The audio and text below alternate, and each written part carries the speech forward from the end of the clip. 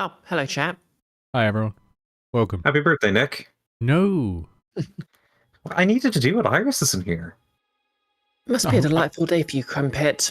I was so hopeful that I would get away with it this time, but no. Yeah, so Iris is unfortunately ill, so won't be joining us. And I'm sure that'll be fine, because she's only, playing the tank. And also has a bunch of combat effects that are able to debuff enemies. We're doomed, is what I'm saying. We're doomed, everyone. That's everything I need to say. I'm handing over to Pixel. Greetings and obeisances, all. So, can anybody tell me what happened last session? Okay, so it's the Crimson Stain, which for those watching and unfamiliar with it, first of all, interesting time to join one. Interesting, bold, I like it. Good plan. Start with the Halloween session, like 12 to 15 sessions into the campaign. But what it is effectively Halloween. The moon turns a crimson red, and everyone goes out and tries to get pastries from people.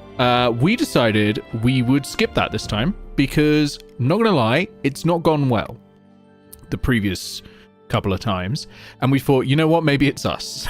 So we'll stay in, we'll eat some pastries, we'll chill out, we'll talk about cheese. We talked a lot about cheese. But there was, despite a silence spell, a knock at the door. And at the door was boisterous, muscular, airheaded shark person, saw Snapdragon, who basically didn't give us much of a choice. But told us that the city was under attack and we had to get out there and save the world. As you do. And we were reticent, but we got picked up and literally put into the city, so I guess we're doing it now.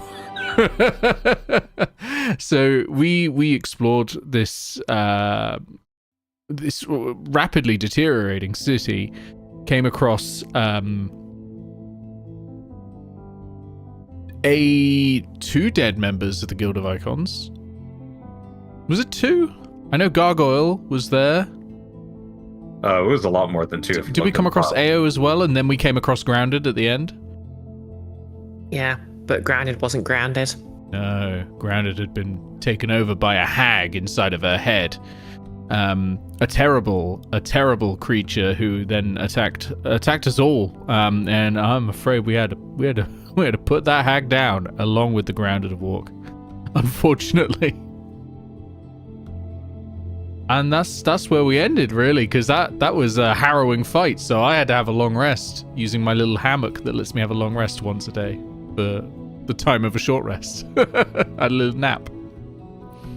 Imagine needing long rests to get your abilities back.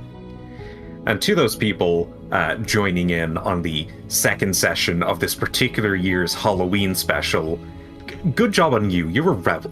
You are way better than those tools who just watch in order for the comprehension and knowing what's going on. You play to your own tune, and we like that here at hiscursoness.tv. And again, don't go to that website.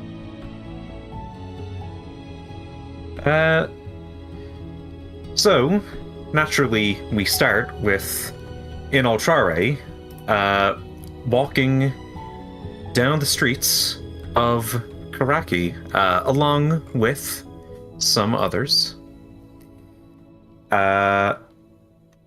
Inaltrare, you are walking with the Peregrines. Sorry, the Peregrines. And you are out on well, they call it a mission, really. You've heard that a kid has set up residence in an alleyway that belongs to the Peregrines, or at least so they think. And because you currently are a Peregrine after a series of trying to hang with the other gangs around the Korakii streets,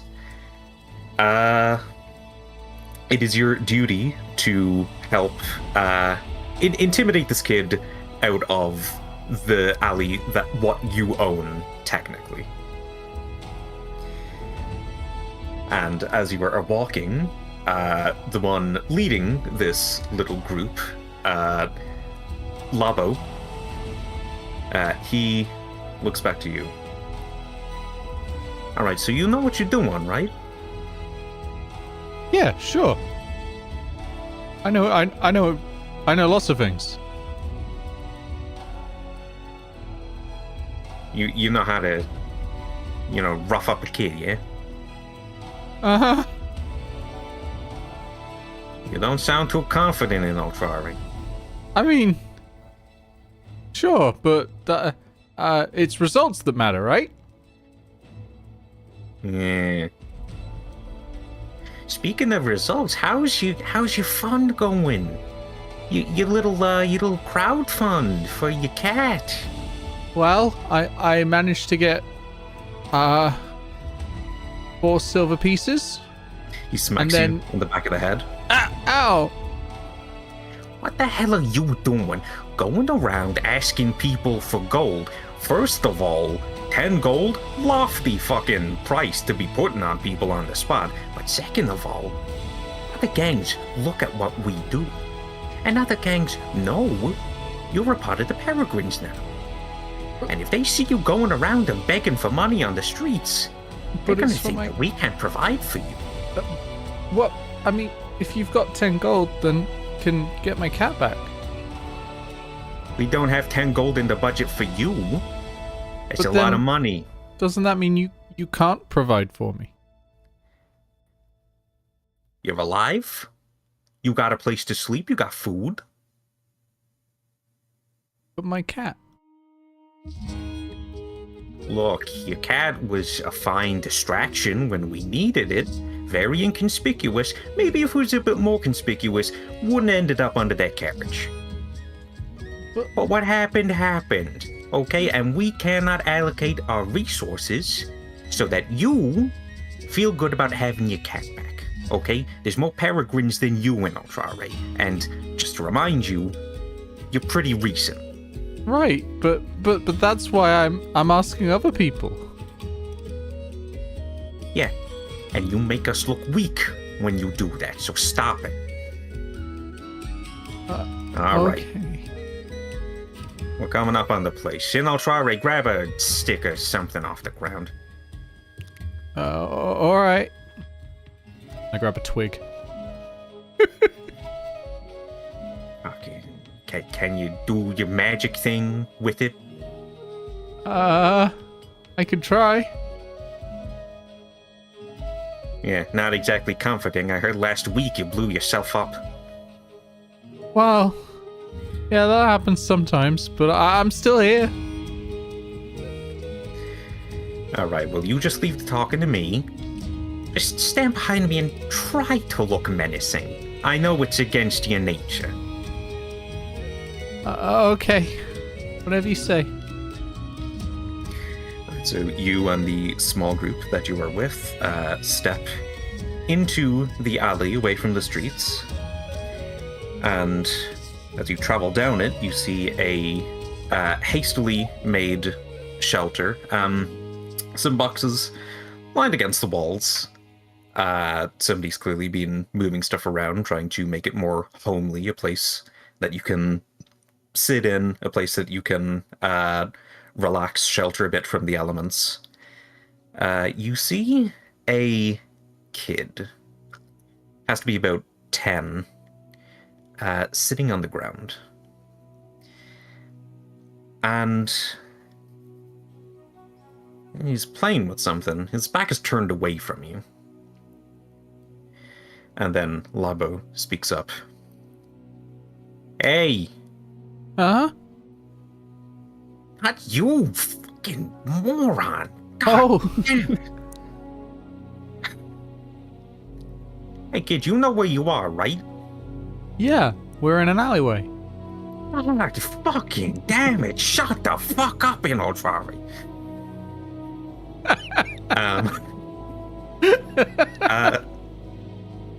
The kid sitting under the shelter turns around. And then Labo kind of pauses for a moment. The kid stands up and is turned around fully. You see that he's wearing neat trousers, a waistcoat round a very basic shirt. He's holding a teddy bear. And Labo kind of takes a little step back. It's like, oh, hey! Hey, look, fellas, it's Morgan! Hi, Morgan. Sorry. I wave. Sorry, you've heard the name Morgan floated around a lot of the gangs that you've been with, and it has always been a name that has been spoken kind of hushed. Like, if you see Morgan, stay away from Morgan. You have not seen Morgan yet, but now you're able to put a face to the name. Not really sure why everyone seems rather afraid of him. Morgan takes a step forward. My hello. I hope there isn't any trouble. Oh, no trouble at all. We just heard that somebody had come into this alley, and originally a peregrine's alley. So we thought we might have to scare them off, but we didn't know it was you. Obviously, or we wouldn't be here. I mean, we got to put a bell on you or something. You didn't give us any notice. He brings his teddy bear up to his ear, and then he brings it back down. Teddy says you came here to do something very mean. Yeah, no, of course not. We weren't gonna do anything mean, especially not to you. Inotwari, vouch. I'm looking for my cat. I haven't seen a cat recently. Oh no, she's dead. That's unfortunate. You might have a hard time finding them. You look really familiar. Have you been appearing in cheese lately? Not that I know of. Okay. Yeah, see, so, we're not here to do anything untoward. You can have this alley. Of course you can. We're not doing anything wrong. It's fine. It's fine. We should be hitting the road. Oh, but you just got here. And Teddy was very insistent that you were planning something. Oh, well, it's just, we're not planning anything. I swear, Morgan, I swear. Look, I'll talk it over with Teddy, and Labo steps forward. He reaches out a hand to try to take Teddy from Morgan. And his hand suddenly stops. Morgan isn't doing anything. There's no reason why you... there's no visible reason why his hand stops. But it does. And you see him start to struggle a little bit, just like... oh, okay, Teddy said that you're not allowed to touch him. Okay, well, sorry, and suddenly he is just thrown onto the ground, pushed away from Morgan. Not by Morgan, again, not by anything you can see.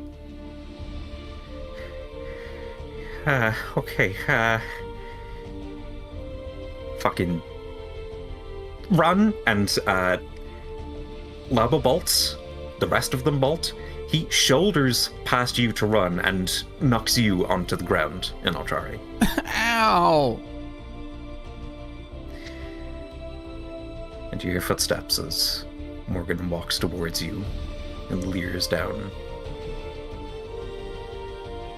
Hi, Morgan, right? He doesn't regard you. He brings his teddy back up to his ear. And he keeps it there for a few seconds before bringing it down. And then slowly reaching a hand towards you on the ground. Reach out And then my hand. offering it to you. Yeah, he helps you back up. Thank you. Oh, my name's Inaltrari. You may already know, but my name's Morgan.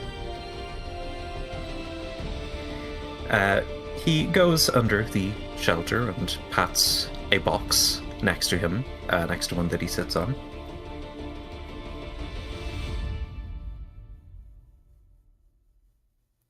I go sit.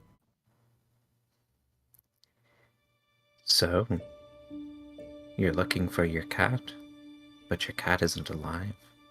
Yeah. Till he got hit by a truck. Well, a cart. But it was a big cart. It's like a truck. You know, truck's famous in Aetos. Yeah. It's another word for a train. Yeah, it's a Archean device that summons adventurers from other worlds. Trains haven't been invented yet. Also, they're called movies. Yeah, she got hit by a cart and she died. But I know the spell to bring her back. I just need, a brass brazier and, about 10 gold pieces worth of herbs.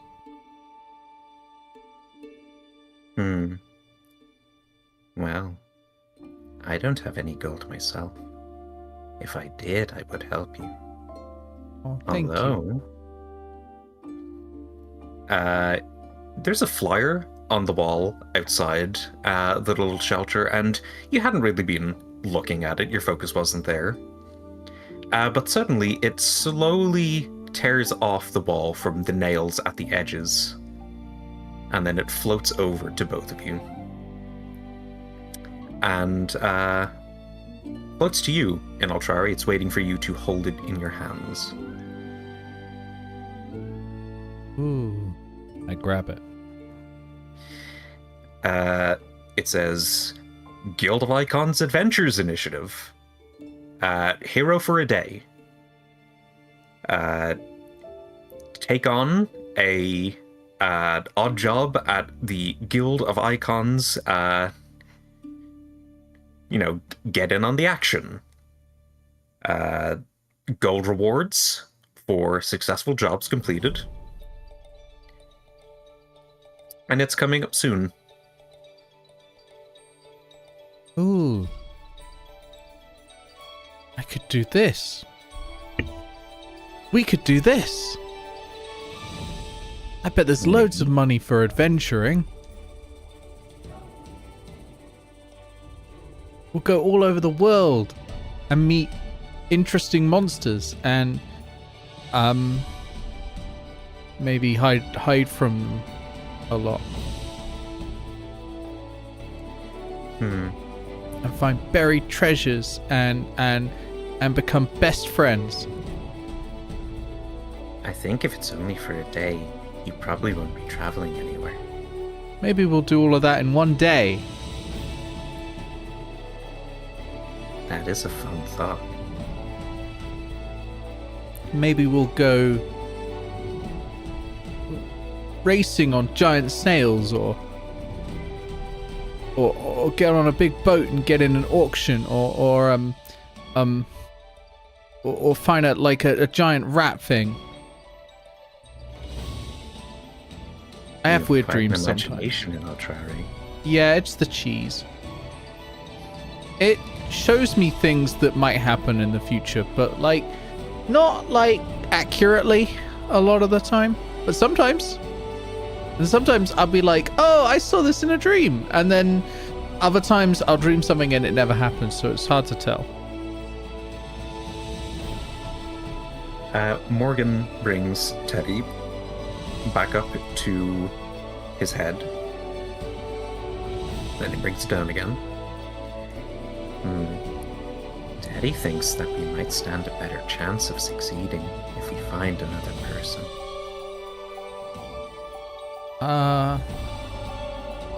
Don't really have that many friends. That's okay. We can always try to find someone out there. And Morgan motions towards the exit to the alley. Okay, let's go. I better go and tell Labo where I'm going though, or they might get mad. I don't think you should. Those people didn't seem very friendly. Well, no, I guess not. I mean, Labo's... No, not really.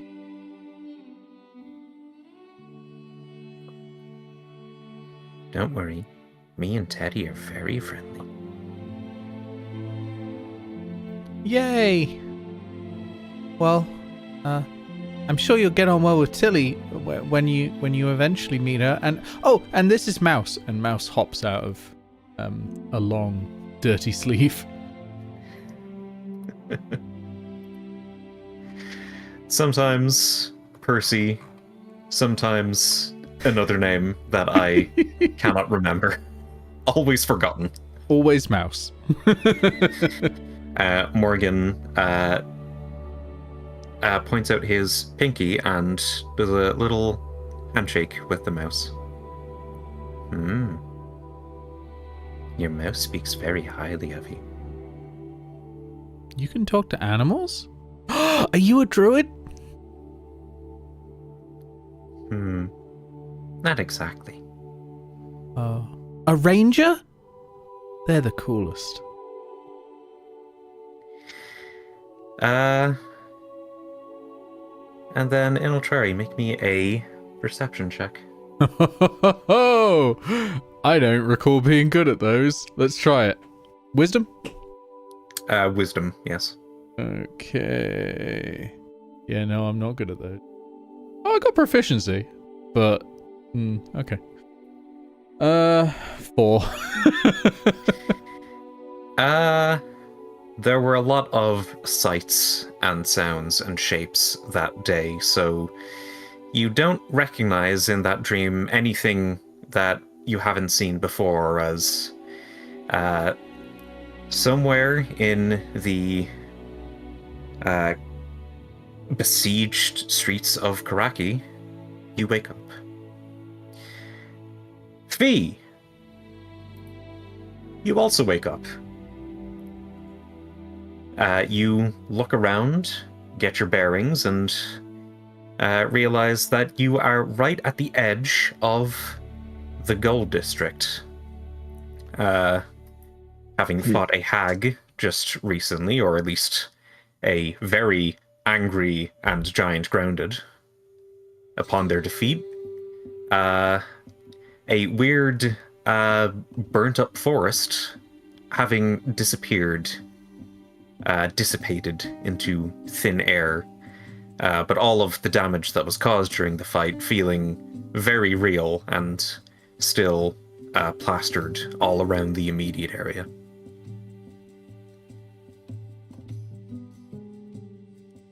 I knew association with birds would turn the orange one evil.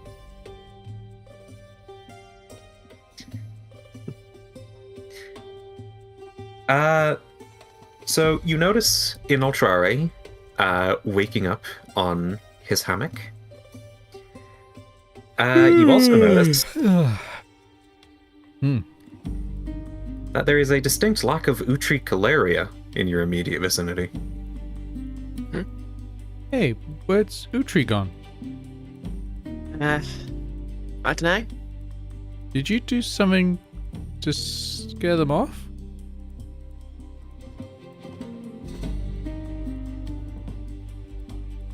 Many such incidences, but not this one. I don't know where she went. You probably should have been keeping an eye on them.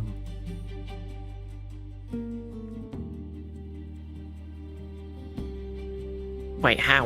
We were asleep. I mean, I was. I thought you two were just gonna be sitting and keeping watch.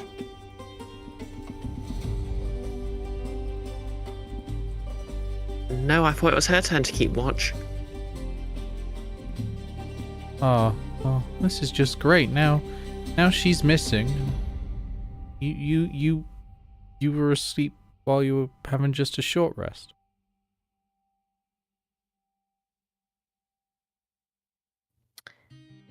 Fee, roll me a wisdom What's a short history rest? check. Intelligence history. Okay. Would this involve the arts at all?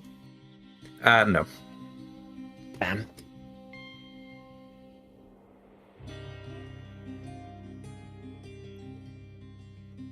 Okay, intelligence is -2. So that works out to a +1.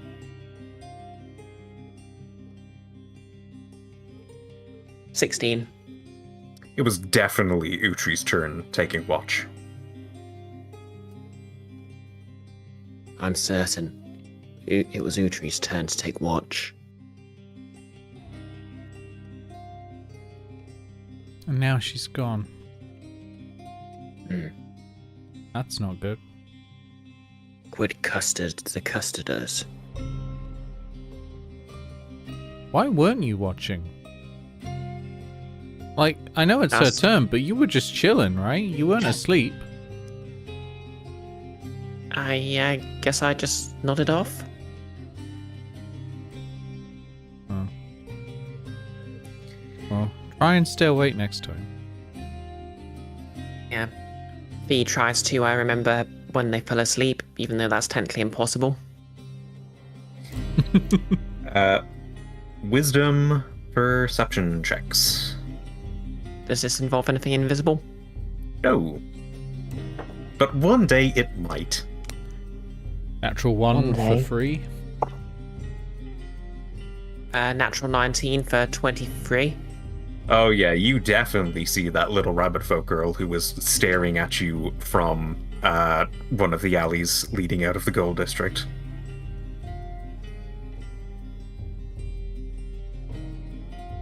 Hey, rabbit folk, what's up? Huh? Rabbit folk? Oh! People of the rabbits. Boundless energy. I know what a rabbit folk is. I just didn't see them. She is looking at both of you. She is not moving forward. Kind of keeping a distance. You okay there? Yeah, I'm fine. I'm... no, sorry, I meant the girl over there. Oh, right, yeah, of course. In Guild of Icons Adventures Remastered Edition, we've changed it so that whenever anyone asks an open question, Inultrare always answers.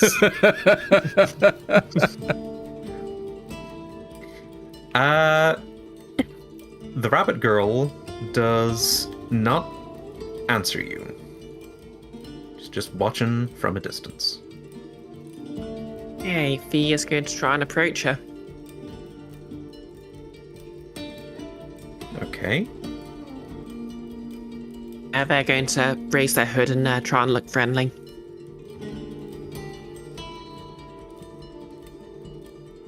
Now, when you say raise your hood,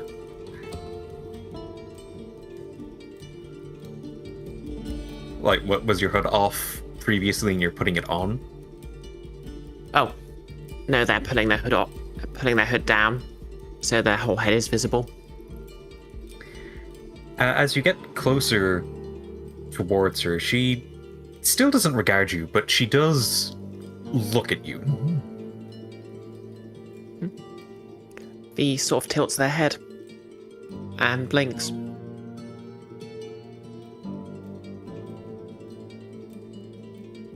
Hello? She gives a little wave.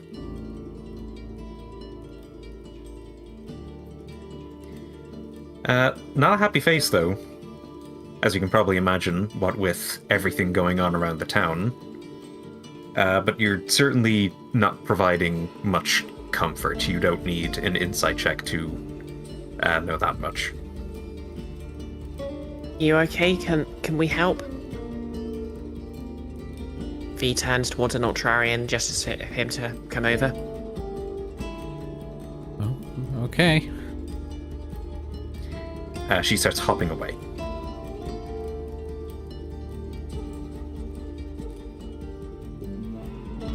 Hey, wait. Safety in numbers? Well, if you want safety in numbers, probably gonna have to give chase. So, let's follow. I doubt anything could go wrong here.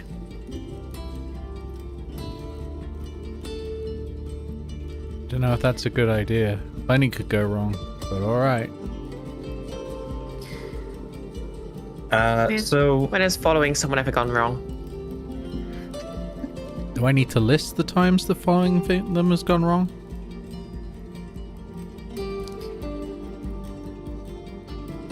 No, I kind of have my own list in my journal. You have any thoughts, Ringo? Oh, well, I've not really been there for all of the adventures you've told me about, but you did follow Hugo along to Tinscrap, and I'm thankful for that, personally. And we followed the dog to the village that tried eating everyone, and... Well, really, there's been a lot of following people that's gone really badly wrong now I think about it. Well, as I recall, you didn't follow the dog, you were just told the dog was in that general area. We should probably follow up on that, by the way. I do remember that you followed a strange Fey man who was driving a boat. Yeah, that didn't go great either. It was like a death race thing. I mean, when we followed my pull towards a mysterious portal, that went great. We met that witch lady. We met that witch lady. She was cool. Stab that mushroom. I don't know, like... Dervin left not long after that, and I've not seen him since. I think that might have traumatized him. I don't know if that was the best idea. You also haven't seen the amulet or the badge of no return.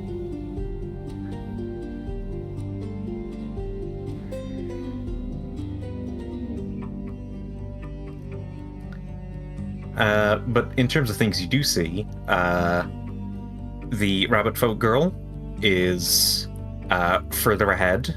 She is kind of hiding behind a wall, but still looking at you, Fee. Hey, Fee's going to continue to approach. Hey. So, do you want us to follow you, or...?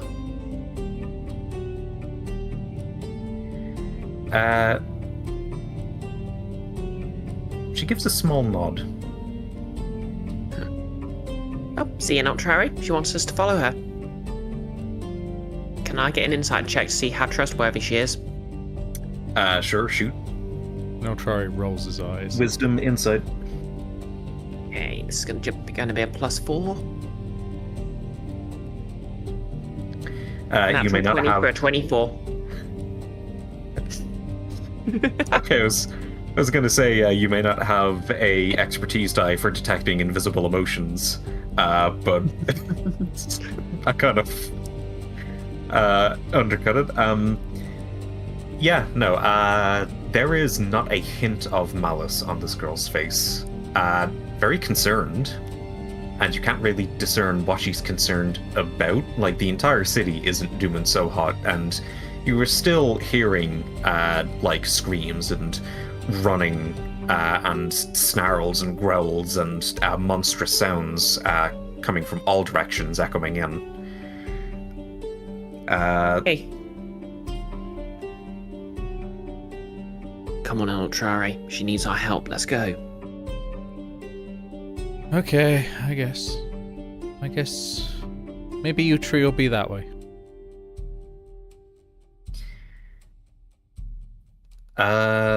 So she starts hopping down some streets, and you follow her. You take a quick detour through the bricks, and you are coming up on the square of glass. So this is in the direction that you were heading anyway.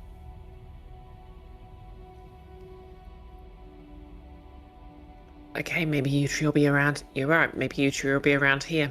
Yeah. I usually am right.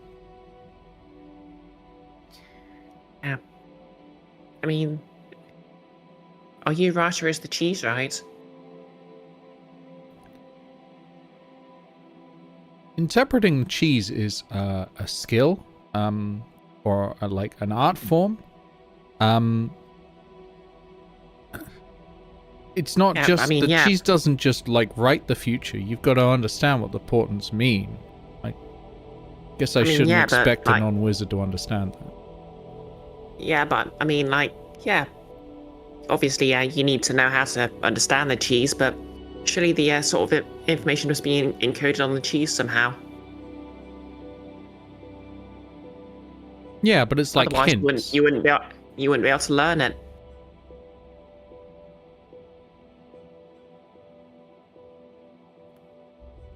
Yeah, but it's like hints. It's like interpreting a painting. Or okay. Or making one yourself, I guess. Oh yeah, and Fee tries to recall a famous painting that they know about because they have a specialty in arts in history.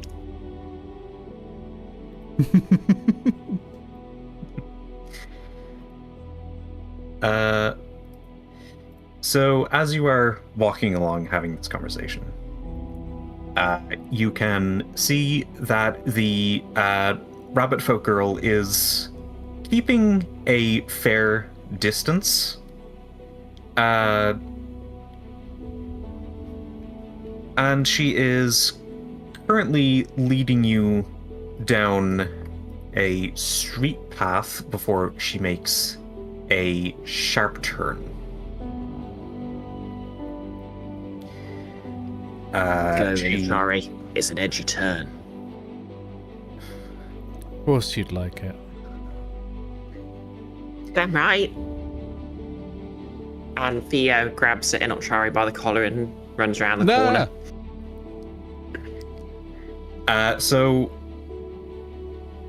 the rabbit girl points towards a little alley, and kind of like a sub alley. You're in an alley right now. It leads to a dead end, a large wall.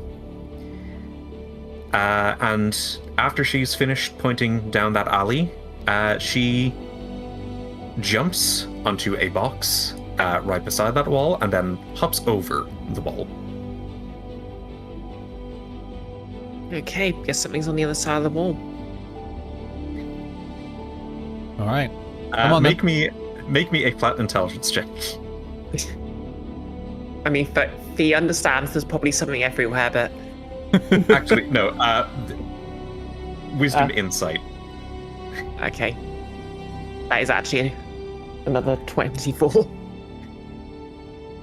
Okay, so she was pointing down an alley, which was away from the wall, which itself is just a dead end in the place that she brought you. Oh wait, maybe she wanted us to go down the alley instead of following her behind over the wall. Inultrari, this was incredibly obvious to you. Yeah, Fee. Well done. You got it, I guess. Hey. You okay, Inultrari? You've been a bit snarkier lately. Haven't you noticed that, like, the city is, like, under attack? And Utri's gone, and I don't even know where Morgan is, or Capulet. Like, I'm missing all my friends. Yeah. He pauses and grimaces for a second. Well, let's get going. Inultrari, you hear some sniffling. I'm deeply tempted to hop the wall because I feel like you've forgotten I have a 15-foot jump, but... That's why you hear sniffling. Whoa! Hello? It's not Fee, because Fee is hearing sniffling too. Where's the sniffling coming from? Is it from the other side of the wall? It's from the alley. Ah, damn it. I guess I'm gonna cautiously head down the alley. Wand out, just in case. By a weird quirk of how the Inultrari's immediate interlude works and how spells work, I still have mage armor up, despite the fact that I've had a long rest. Fee is going to draw their swords and say, "Do you want me to go first?" No, probably best I do. Okay. Alright, Inultrari, you enter the alleyway. And at the end of it, you see a girl sitting on the ground, almost as if she's tripped over in that kind of position. She is holding her eyes to her face, and she is sobbing.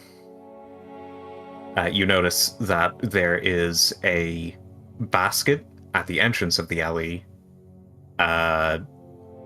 Was previously full of tasty pastries, but now they are on the ground.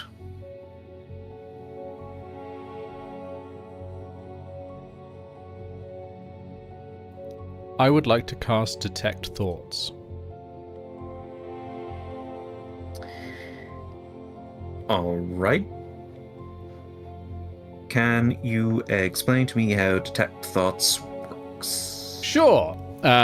So basically, I cast it on myself, and it's a concentration spell.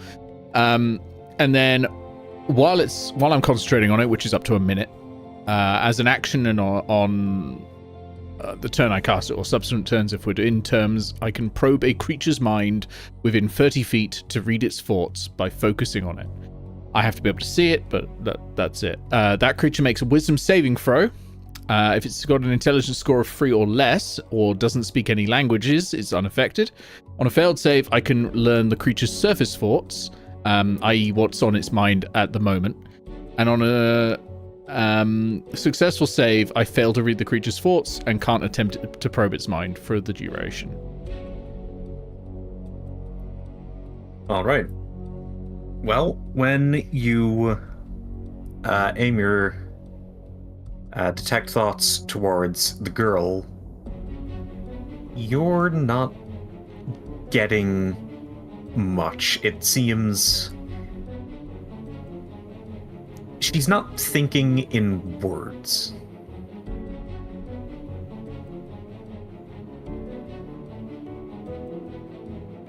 I don't think she speaks any languages.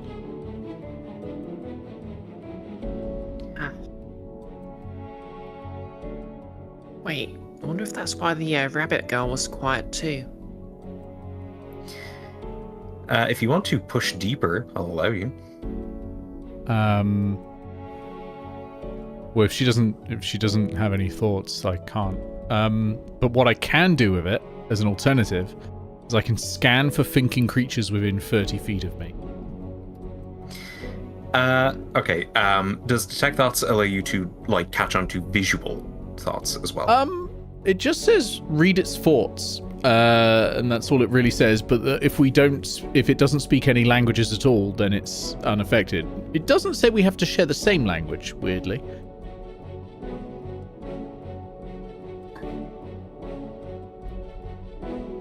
Well,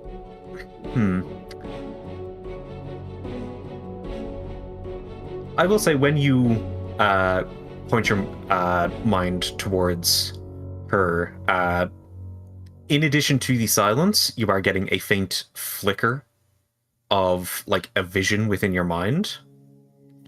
That vision is just black. It's dark.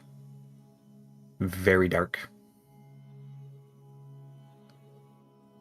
There's something wrong here. Stay back, Fee. I'll handle this one. And I'm gonna approach the crying girl, or sniffling girl, title drop, and go, hello, I'm in Otrari. We can be friends if you want.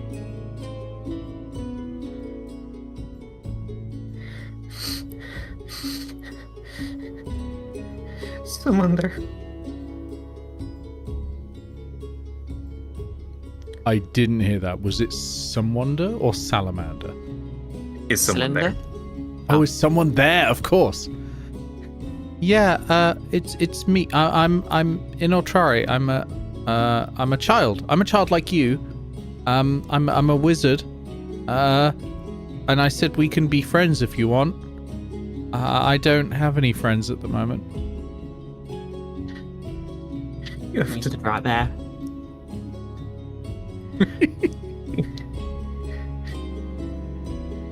Can you help me? Of course I can help you. Yeah. I'm good at helping people. I'm not sure. Make me a wisdom perception check. I already know some Eldritch shit, but like, this is not how children act. Right, okay.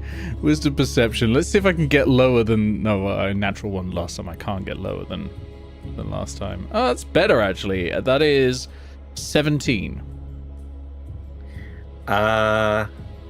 You can't see what's going on with her face because it's covered up as she's holding her hands to it, but you do know what blood running down cheeks looks like. Are you ill? I need help. I need help. Yeah, it kind of looks like you need help. Here, drink this. And I'm gonna put in her hand the bottle of Lifeberry wine that I have. Are you sure you want to do this? Yes. It is what a child who thinks he's just stumbled upon someone who is sick with the plague or something like that, not with whatever eldritch demonic shit is about to happen to him would do.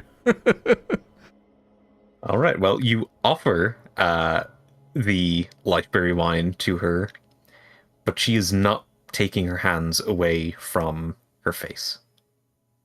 So she is not grabbing it, consequentially. It's okay. You can, if you take a sip of this, it should stop the bleeding. No. And she stands up and she starts backing away from you a bit. She's stumbling. She cannot see, like, where she's going. I need to find my dad. You need to find my dad. Okay, who is your dad? She's continually stumbling around, and you see her, she trips on her dress, And then, as she is about to fall down, launches her hands out to stop herself from falling on her face. And as she connects with the ground, two things drop down. Dangling on stalks. Shit. Okay. No. Her eyes.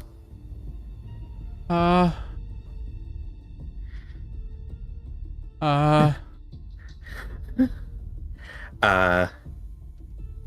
then you see snaking their way out as the eyes that you already see are beginning to float up and turn around in the air and look at you.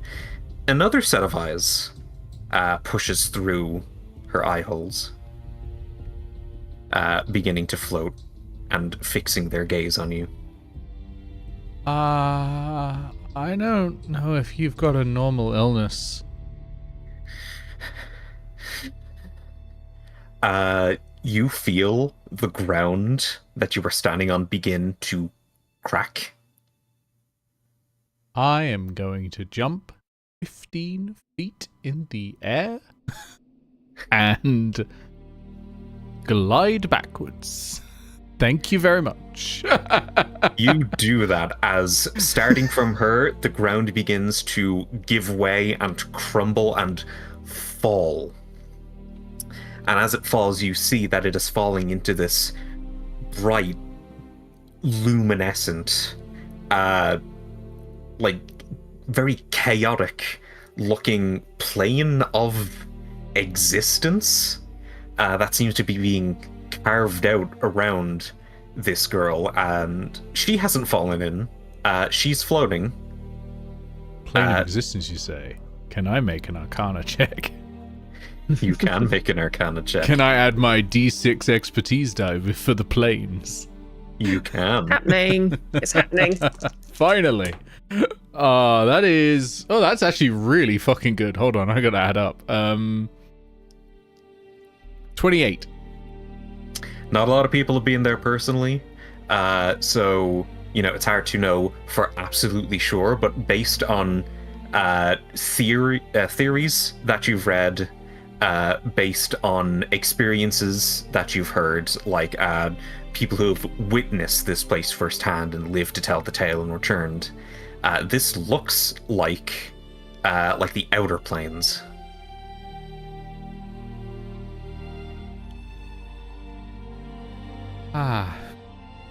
Be careful, B.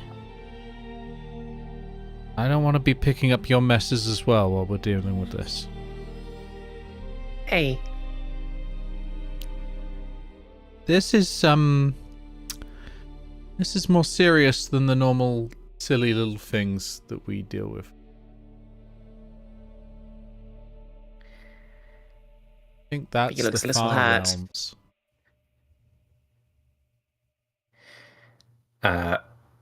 The eyes begin looking towards Fee as Fee gets closer to you, and they are looking to you as you backed away from the girl.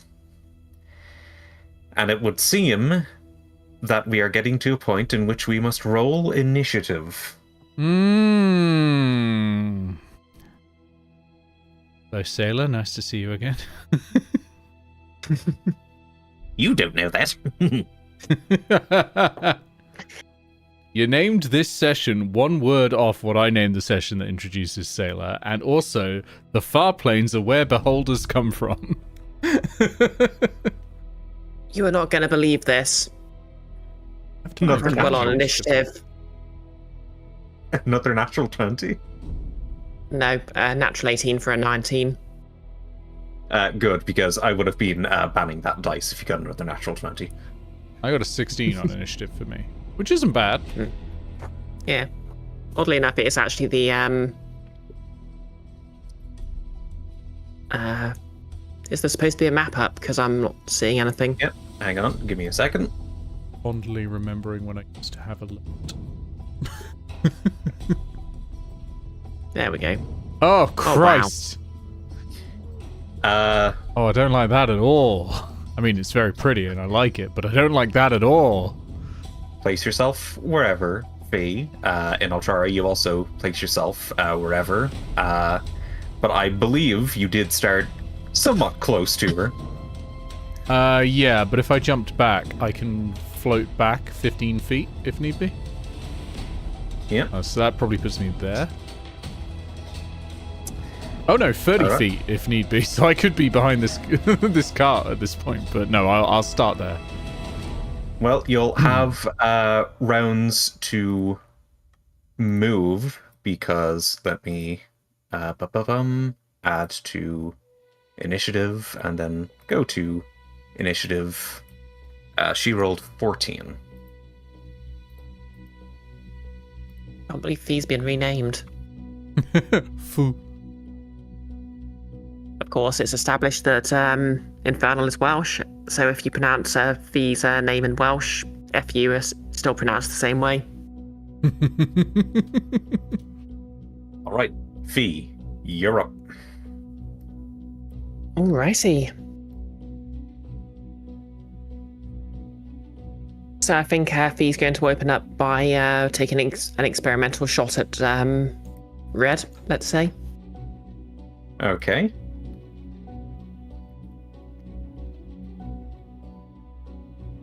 Oddly enough, I'm getting all these good rolls from the dice I originally got for Fee, so this is working really well. I might put this d20 next to my Lancer dice. See if it can learn. Yeah, this is getting silly now. This is another natural 20. Oh! Okay. Unfortunately, aiming at the eyes is not going to deal damage to the eye, but I will say that as you have aimed, I presume your crossbow. They're slingshot, but yeah. Your slingshot, okay. You have a magical crossbow from the Fae Festival thing. You just never use them. It has a -1. It's a -1 crossbow. That's why we're never using them. Yeah. Geez, Iris is mean. So as you aim your slingshot and you let go, you are able to hit the eye stalk that is connecting this eye to the girl. And it is going to fly over here. I have made a mistake. Mm-hmm. We will... Yeah, one of many. Add that to initiative, and it is going to move after you. So let's make that 18.9. It is now its own monster. Oh, great. Okay. Okay, what's up with you today, Ultrari? I don't know what you mean. Just stressed, that's all.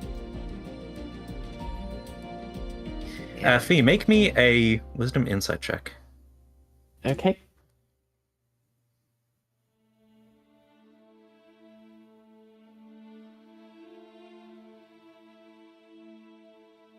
The gravy train's ended. That's a 10. You've seen an Ultrari stressed before, and he hasn't gotten this bad, but it is a pretty bad night, all things considered. And this is a night of horrors coming just after you decided, like, we're going to stay in this year. We are not going to get dragged into something like what is happening right now. Okay, yeah, he's just stressed. It's nothing personal. He's just stressed. Okay, so I'm going to use my second attack to draw one of my swords and slash at Red 2. Okay. A natural 10 for 17. That will hit.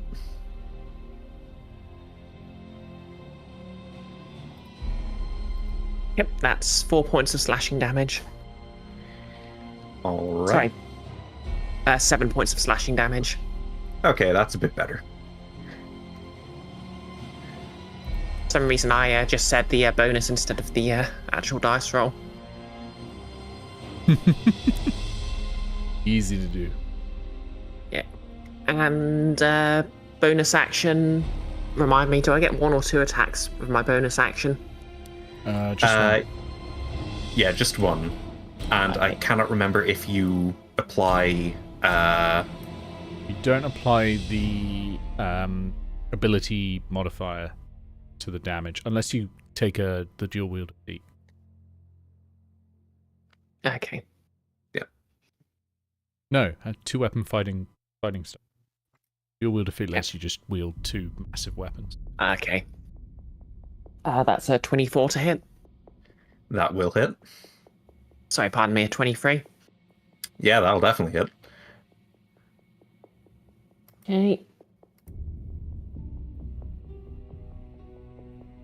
And that's 8 points of slashing damage. Okay. Sorry, 7 points. 7 points. I forgot about 7 the points. no ability modified, just the weapons magical bonus.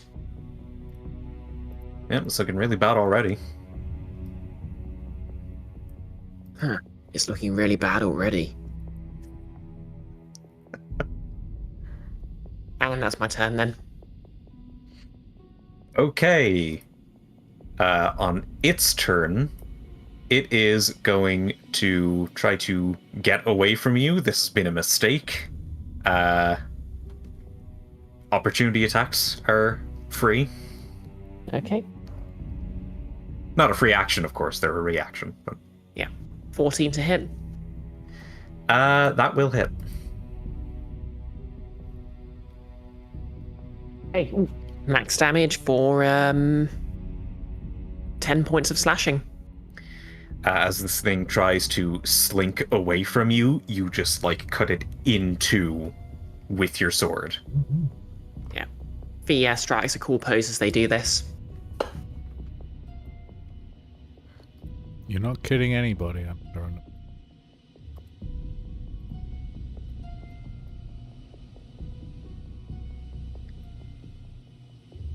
Well, now it's in Ultrari's go. Okay, I'm going to spend my inspiration. Okay. To critically evaluate the crying girl. I would like to know what immunities she has, and that includes condition immunity. Okay, so no damage immunities, and immune to the prone condition. Okay. Great. I'm going to cast Stinking Cloud. I create a roiling, noxious cloud that hinders creatures and leaves them retching. It is a 20-foot sphere focused. I'm going to put it on the crying girl. It won't follow. It won't follow her around or anything, but let me put it, let's do an ice sphere, I suppose. 20 feet? No. Wait, that's 10 foot. So we need to go to the 40-foot size one. And like that. Okay. It is heavily obscured. A creature in the area at the start of its turn makes a Constitution saving throw or uses its action to retch and reel. Creatures that don't need to breathe or are immune to poison automatically succeed on the save. Right, well, she is not either of those. If there's a moderate wind going on at the moment, i.e. 10 miles per hour or more, it disperses the cloud after 4 rounds. A strong wind, 20 miles per hour or more after 1 round. But otherwise it's 1 minute. Yeah, well, those embers aren't wind, they're just your city burning around you. Yep. So then I'm going to go 1, 2, 3, 4, 5 and hide behind this cart. That's my turn. All right. Doot, doot, doot, doot, and doot, They need to make a Constitution saving throw on their turn. doot. They do. Let's make a Constitution saving Otherwise throw. they can't do any of this movement. 13. That fails. You're spending Oh, your then we're- action retching and reeling. Oh no, you do still get to move. Yeah. Okay. You do still get to move, you just can't use an action. All right. Doesn't use an action, but is a bit closer now. and probably going to be trying to get out of that cloud. Fee.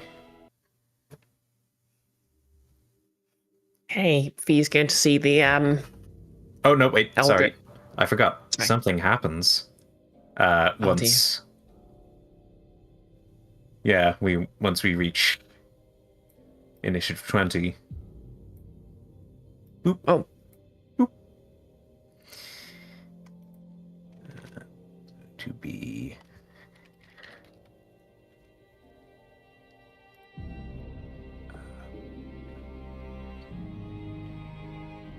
Yep.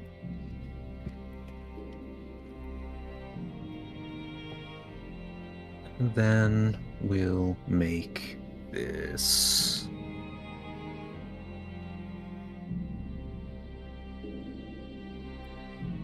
All right. Oh Fee. no, I just worked out what those numbers are for.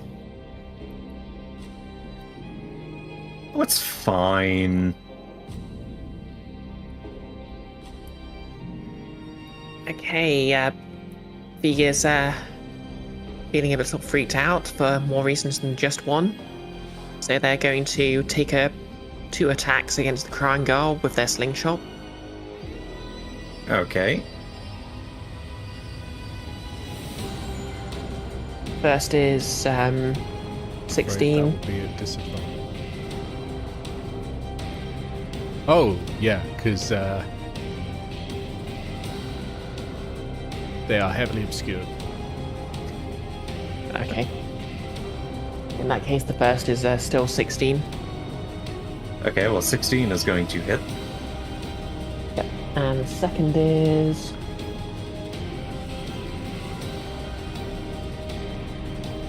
19. And 19 also will hit.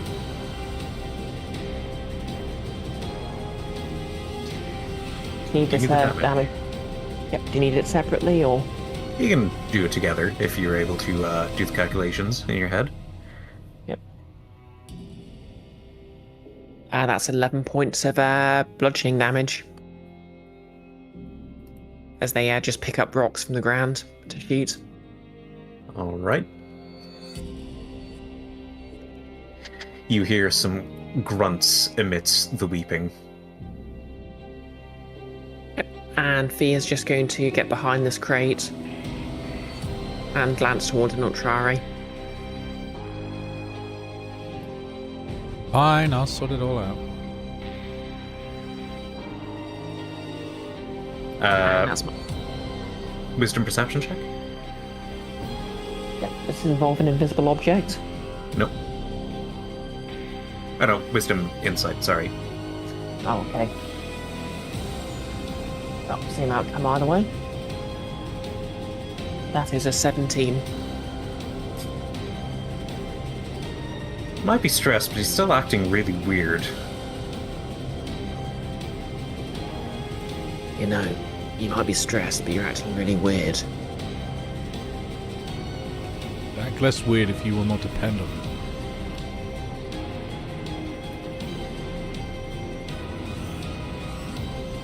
Youch. Well, let's depend on Nulltrari a bit for his turn. Yeah. There's more than one crying person around here right now. 2, Aw. 3, 4, 5, and I am going to cast Lightning Bolt. Okay, so how many squares across is lightning bolt? 2 squares across. 2 squares across. AKA roughly that width. Actually, the length might be about right as well, but that doesn't matter.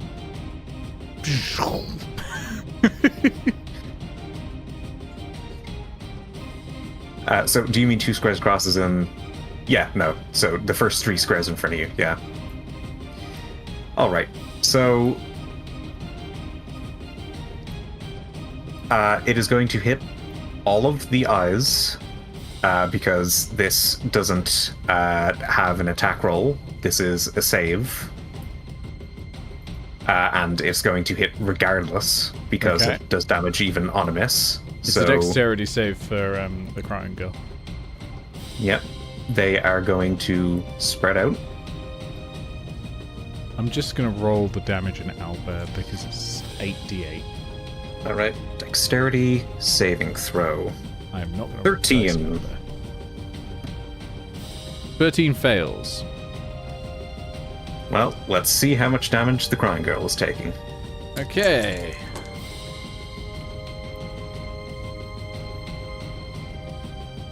First 4 came to 22, Future looks bright. Okay. and another 12 on the next 4, so that's 36 lightning damage. Dang. Yeah. Yeah, no, you definitely hear like a distressed scream. I Even the like, crying stops a bit after that. I dust my hands and go, that's how it's done. Try doing that, Fee. Yeah. Oh wait, you can't.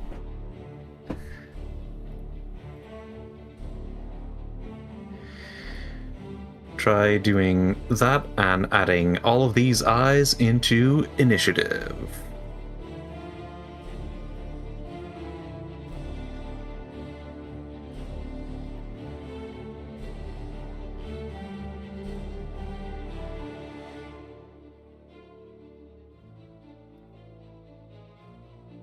All right, is that your turn, Anultari? That's me done. Yeah.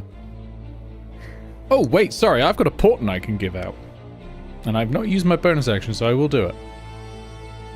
Go ahead. Oh, that's the worst port.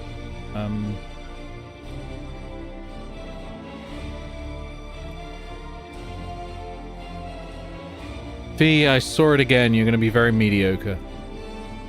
Ho, ho, ho. Sorry, Bree, your next roll is a flat 10. Yeah. At this point, Fee has raised their hood again. Oh no.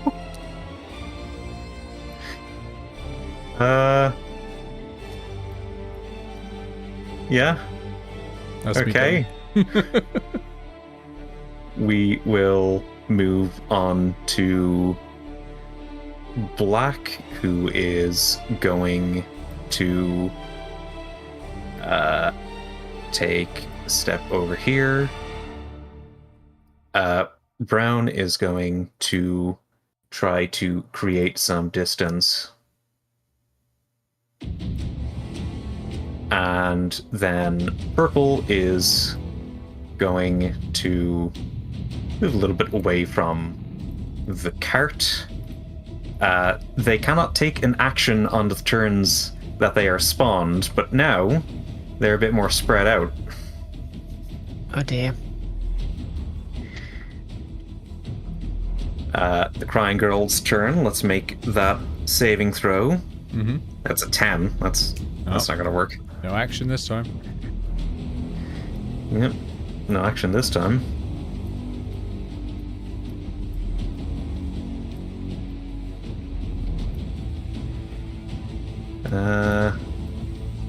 Yeah, just to be sure.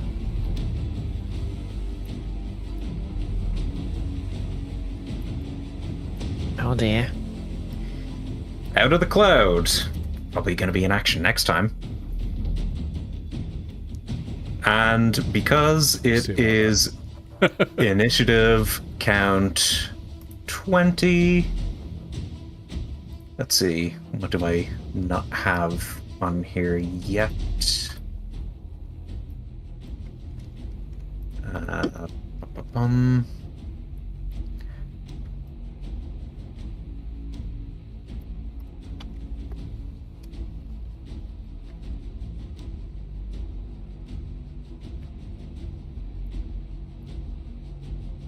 And yep.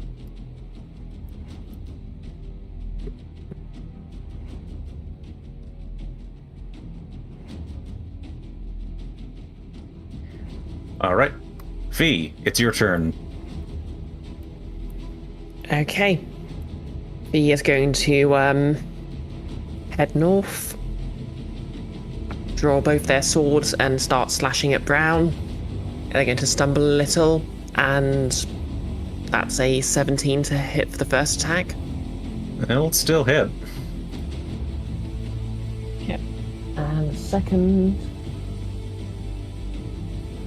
is a 21. That'll hit as well. Yep.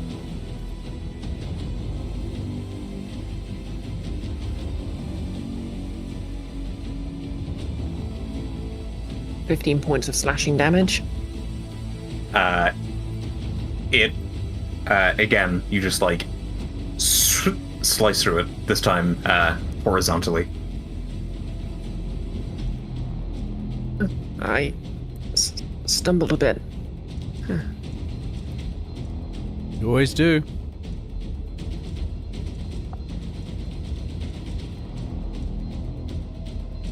Okay, anything else?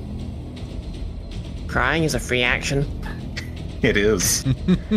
You pull your hood up and try to hide more of the tears. In Ultrare, the crying girl isn't trying to hide any of her tears and is out of the stink cloud. Yeah. I'm gonna put my back to the cart and I'm gonna throw a firebolt at the crying girl. All right. Oh, it was an 18. It was, but then it rolled. It's a 12. That's not gonna hit. No.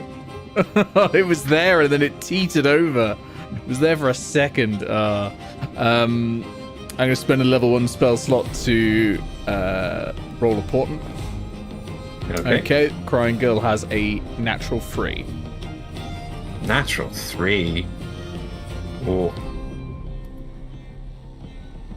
And that is my turn. All right. It is Black's turn. Black is going to try to keep kind of a distance between both of you. And I mean, Inaltari just whiffed it. Fee looks like they're getting results in terms of taking care of the eyes. So Black is going to target Fee. Fee, make me a DC 13 dexterity saving throw. Okay. Rangers are good at these. 14. Just misses you as it shoots out a black beam. Searing, you can feel the power as it passes by you and then hits into the wall.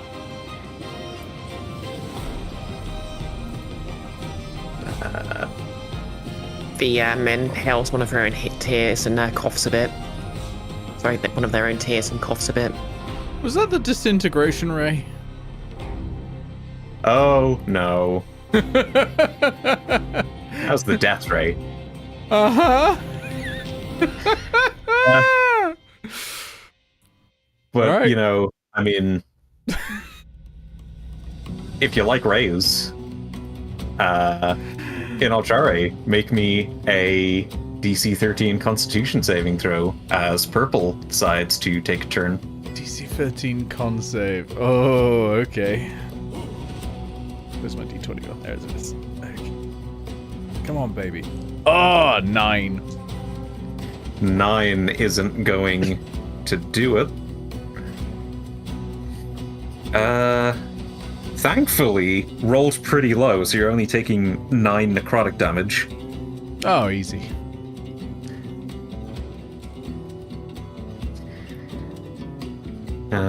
Yep. Now it is the Crying Girl's turn.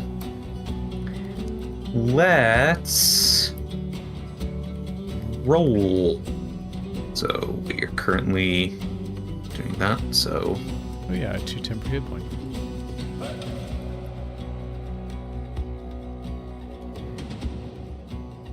Oh shit, I was meant to be giving out temporary hit points to so many. Whoops. Remember your class features, Nick.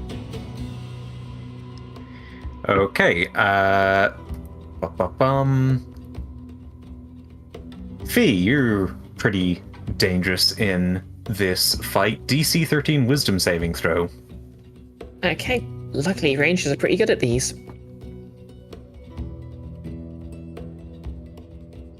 Oh wait, no, they're... Yeah, they're proficient in strength in this system.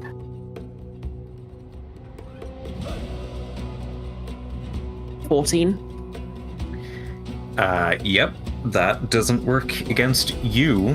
The blue eye fires out a beam and just hits the ground right beside you.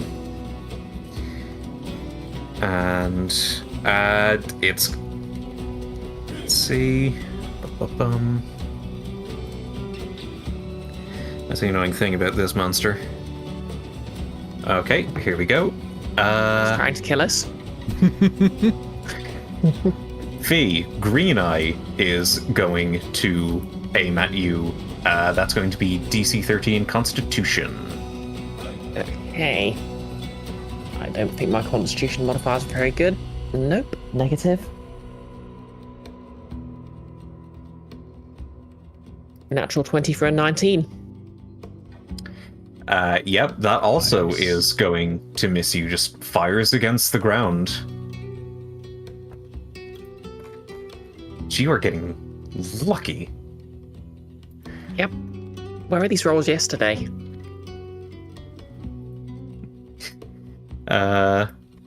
Okay.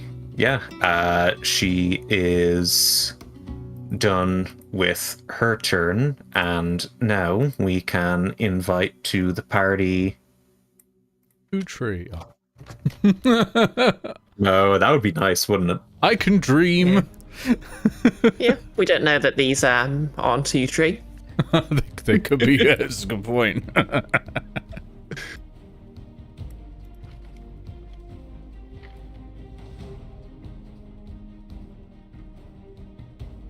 All right, Fee. It keeps getting worse. Even the rainbow hates me today.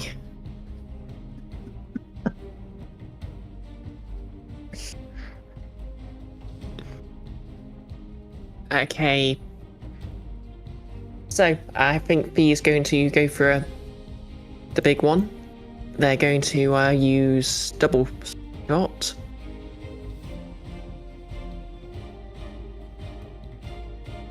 All right.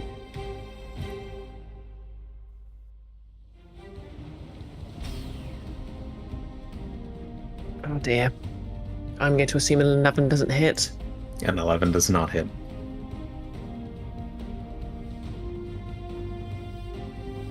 Okay, second attack. I'm going to assume a 4 does not hit. Nope. Okay, Have we hit a I'm turning hit, point for the rolls? yeah. Okay, and they're going to designate the crying girl with the Titan's Ire. So that's Okay. another attack. That's going to be another attack roll. Natural 19. That'll hit. Sadly, this is only a d4. It still contributes. True. Wait, let me just double check what the modifier is.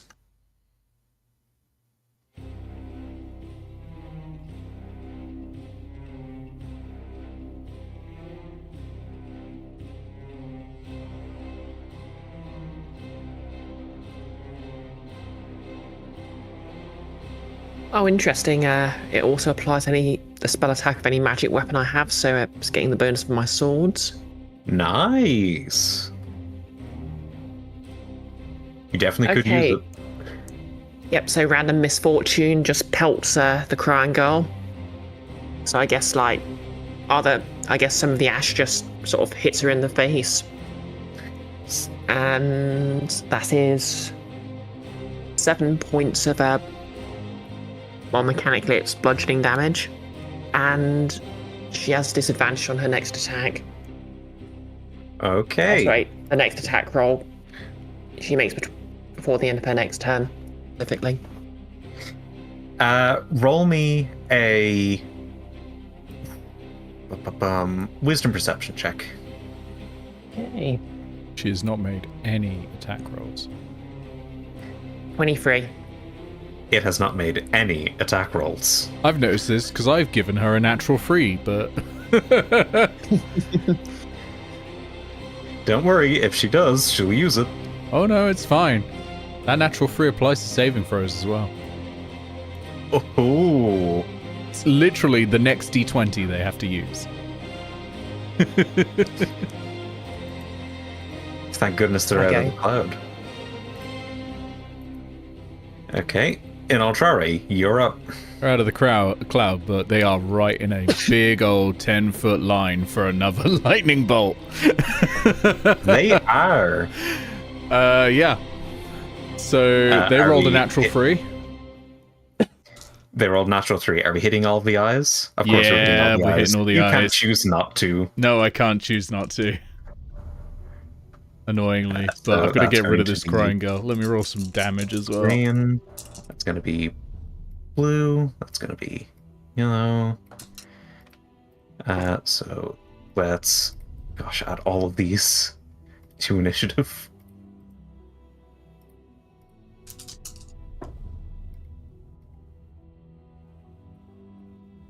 $40 points of lightning damage. Jeez.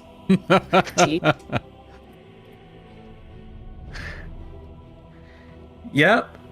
Nope, that stings. I'm gonna roll one more point. It's mediocre again, Fee. This time you're rolling a natural 9.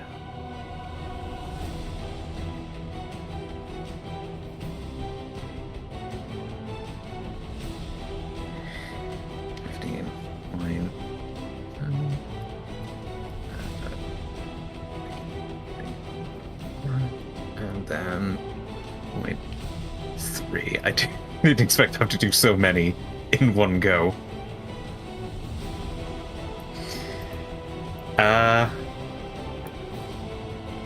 Okay. So Porton used on Fee. Is that your turn? That's my turn done. All right. Well, make me a DC 13 dexterity saving throw. Okay. Ooh, that's close. I've rolled a 15. What is my modifier? -1? Yes, so 14. Black Eye shoots a beam at you. It was aiming a little too high, so it passes straight over your head. Fee, make me a DC 13 Constitution saving throw. Okay. -1 go. That's a natural 2 for a 1. Okay. You are going to be taking... Oh wait, no, that's an 8, isn't it? Because of the portent. Oh, it's an 8 because of the portent. What's your... Is it going to be 13? Changing it to an 8? No, it's the portent was a 9, and so the result is 8. Oh. Oh, yeah. So I got -1. Then that's going to be 24 damage. Ouch. Yep. Your clumsiness Pink is going to get us both killed, Fee. is going to He is worse than bloodied. spread out a bit.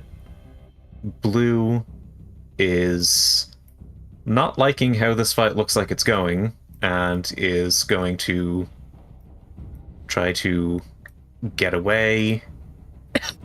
Green is going to stay where it is. Orange is going to 10, 20, and you can try to make an attack of opportunity if you want. Thea's sort of really not looking great. Like, they've just got zapped and they've got tears streaming down their face, and that's a natural 20 on their sword. Okay. Crit on orange.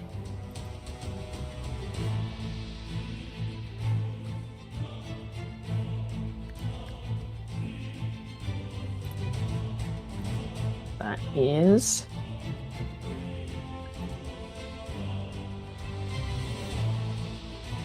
11 points of slashing damage. Okay, 11 points of slashing damage on orange.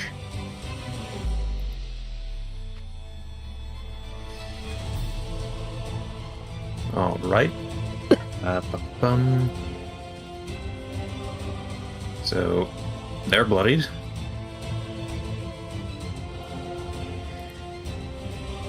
Yellow. Where is yellow? Gosh. Got to move over here. And then the crying girl is going to use her turn and only has one eye to choose from. So I know which in one it Altrari. is. DC 13 dexterity saving throw. Yep. Easy. Just not me. That's 6. Ooh. Disintegration ray? No, but you can feel something familiar, certainly. Something you've experienced quite recently. You feel a bit stuck in place as you're restrained. Oh, easy. Your feet aren't cooperating with you. Oh. Less easy. And they feel a bit heavier. Oh, I've been petrified again. Guilty feet, I got no rhythm. Sorry. And then, unfortunately, I wish I could do something else, but only one eye left for the crying girl to use. Actually, no. Let's be nice to Fee, who's having a rough day, and say that means that Grey only gets one turn, and now we're back onto Fee's turn. I mean, you can use it on me if you want. It wouldn't matter. It might. Okay, so Fee's up. Yeah, I think they're getting. No, don't freeze up. Yeah, I think they're getting a bit stressed out, so they are going to cast Shatter. Ooh. On Inultrari. Yeah, Create a just nice that hurt. rockery. Okay, let me just. Okay, that's a 10 for area.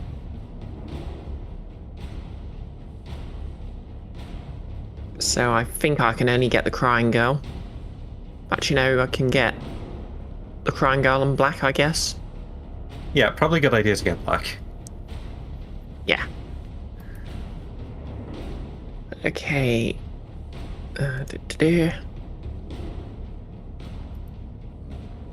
Saving throw Constitution halves.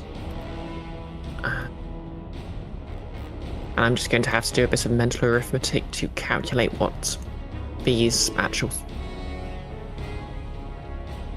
Right, so what saving throws am I making? Constitution, sorry. Okay, Constitution. 8 plus modifier plus proficiency, so that. Well, the crying girl gets an 18. Yeah, that's going to pass. And black, who doesn't have any bonus, is going to get an 8, which I assume does not pass. No, because 8's the minimum modifier. Oh, I think it was at like 11 you were trying to beat. Yeah, well, crying girl passes, black does not. Yep. I'll just roll this 3d8 constitution, 3d8, and the crying girl's taking half. Alright.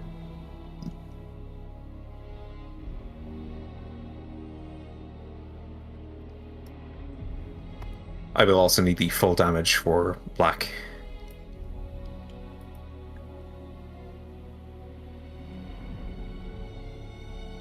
I just tried finding all my d8s. Done.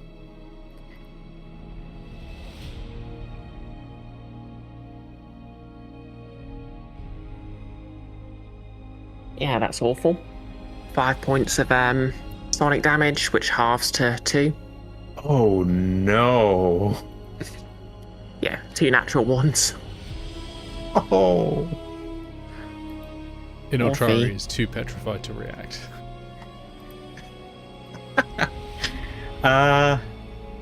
Well, I mean, good news. You are getting the crying girl down to an amount where, like, that too does contribute. Like, probably not the most significant amount, but, like, it's on the board for sure. Oh, good. And, yeah, bonus action Titan's Eye.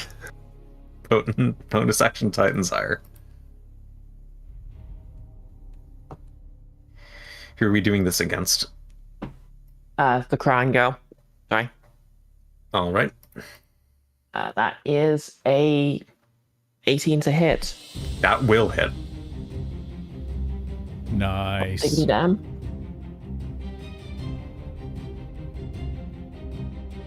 And that is 5 points of bludgeoning damage. And even though it doesn't make any difference, their next attack before the end of their turn will be at disadvantage. Actually, won't be disadvantage. It'll be 3. No, they use the free.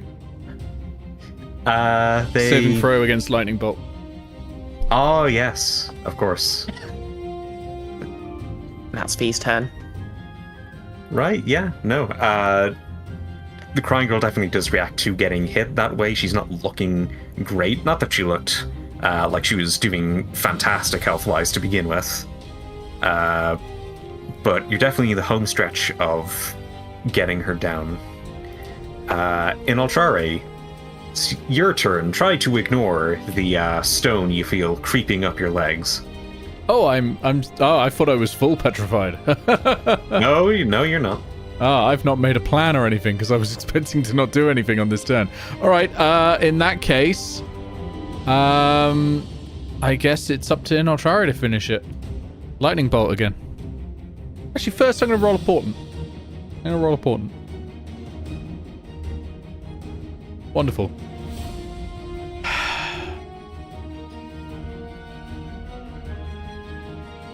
I'm going to use it for myself. Sorry, Fee. I'm not going to use lightning bolt. I'm going to cast firebolt. And that's a nat 20 because of the portent. Oh. So that's going to be 4d10. Because of the cantrips getting upgraded. Do I even have that many d10s? Like, I don't tend to own a lot of d10s. They don't come up much. Alright, here we go. Not unless you play Vampire. Yeah, or a Warhammer or something. D10s. Let's go. Okay. 17 fire damage. Okay. So you saved yourself a spell slot, but also she is still hanging on. I was hoping I'd do more with 4d10. I can't move, so that's my turn. Yes, it is the end of your turn. Could you make me a dexterity saving throw, please? Oh, I'm getting shot again. Okay. Oh, you're not getting shot. Are you sure? You might remember that there was stone creeping up your legs. Oh, isn't that Constitution? I mean, it's the same number anyway. Dexterity for the ray, apparently. Oh, fair enough. Okay, let's see what I got. 7. Again, it was right next to a 20, but nope. Fee, you see Inultrare. How would Inultrare react to this? To, like, seeing the stone, like, actually continue to creep up, like, faster than the gold did, and seemingly not stopping. Not again. Okay, so it'll... Any time you like, Fee. I know you're busy, but come on, this is important. Get with it.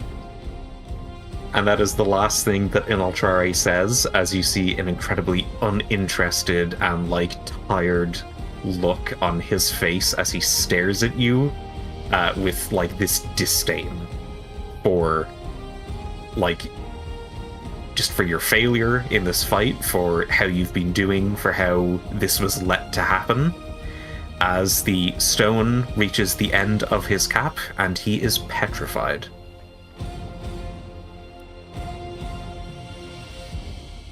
Here comes the TPK. Yep. The is just they're sort of paying somewhat attention to their surroundings, but they're basically sort of they've got that 1,000-yard stare going now. It all does seem like it is going to end dramatically horribly. No Inalchare and no Uchi. And that's when Inalchare steps in. Oh, hey, Fee. Inalchare, come in through the alleyway. It's your turn. Hey, Fee. I've been looking for you for ages. Oh, did you make a statue? He's just stood there in tears. Hey, Fee, what's wrong? Oh, is Utri missing? What are all these? What is that? Ah! What is happening? Don't worry, Fee. I got you. I'm not gonna let anything happen to my best friend. And I'm gonna cast lightning bolt along this angle, straight down. Please do. My final lightning bolt. Shall I portent first? Let's portent first, just in case.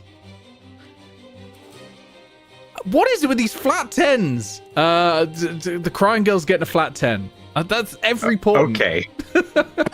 But then they add their modifier to it, so they might beat my my saving throw of DC of 15.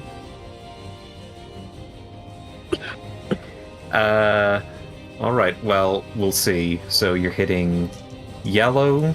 Yeah. Shall I get the line out again? Would that be helpful? Yes, it would be. And then until it is wide, and then it's kind of not that angle. Like that. All right. So yellow and the crying girl. Yeah, and grey at the back.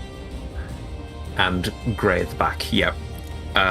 So the crying girl is going to fail that. And let's see, what does yellow roll? This is dexterity, right? Yeah. That's a 7. 30 points of lightning damage. Yellow is disintegrated. The crying girl is disintegrated. Grey is disintegrated. I'm gonna run past blue. Might be an opportunity attack. It is an opportunity attack. Run over to Fee and go, hey, don't worry. You got your friends. I'm here. That's We got 12. this. It's a Thought you were dead. 12? And you hated me. I'd never hate you. That's silly. Reaction shield. It's that misses. So as I'm just running past, I just put up a hand. That is all my first level spell slots. And all my third level spell slots gone. Oh no, shit, no, I've got a signature.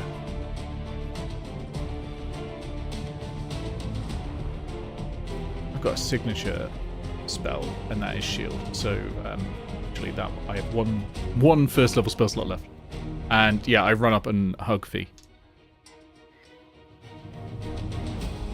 Fee hugs you back. I missed you. I don't know what happened, but it was a nightmare trying to find you again.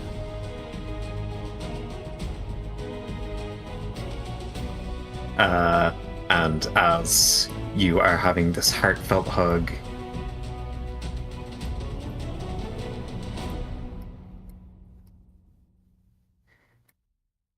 Hey, these things are freaky.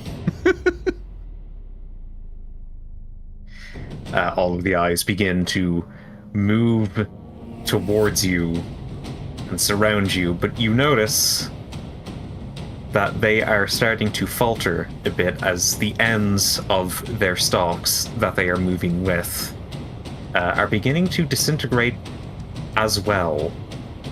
Kind of like how grounded and the area around her began to disintegrate. And one by one, they slowly begin to fade. The ground comes back up, or rather, it stops glowing. There is a large hole that'll need to be filled in. A lot of broken stuff at the end. But yeah, we're out of initiative. Great job, gang. So, what's with the statue of me? V is just poking out Ultra with a death grip right now and just not saying anything.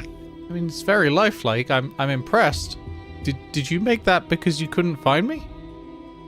It's a little creepy, but kind of cool, I guess. It was you. You said I was useless. Well, if I said you were useless, it wasn't me, was it? I guess not. I wonder what it was. V sort of pokes the petrified statue. You poke it. There are ways to undo being turned into a statue, but I don't have anything on me at the moment. Actually, sure. Make me a dexterity sleight of hand. Oh no, strength sleight of hand. Check. This Why not? V.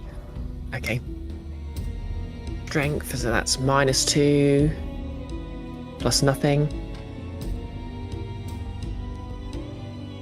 4. You accidentally push it a bit too hard. The Inotari statue topples over and crumbles on the ground. Oh. Well. Whoever that was, it wasn't me, but now they're not them either. I guess.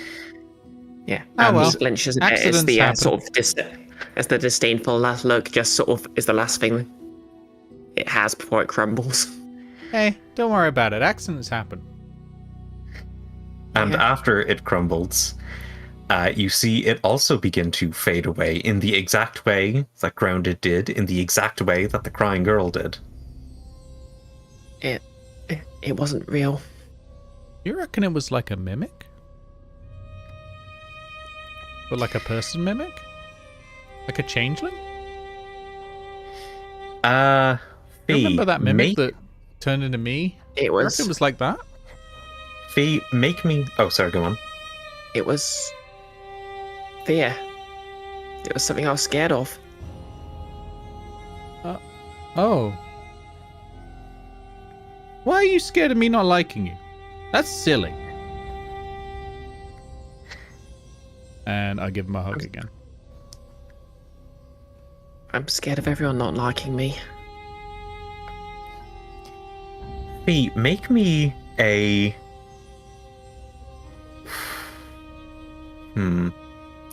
Make me a... Ooh, I guess just a flat wisdom check, but add an expertise die and do it at advantage. Okay. Advantage, add an expertise die. That's a d4, isn't it? Yep.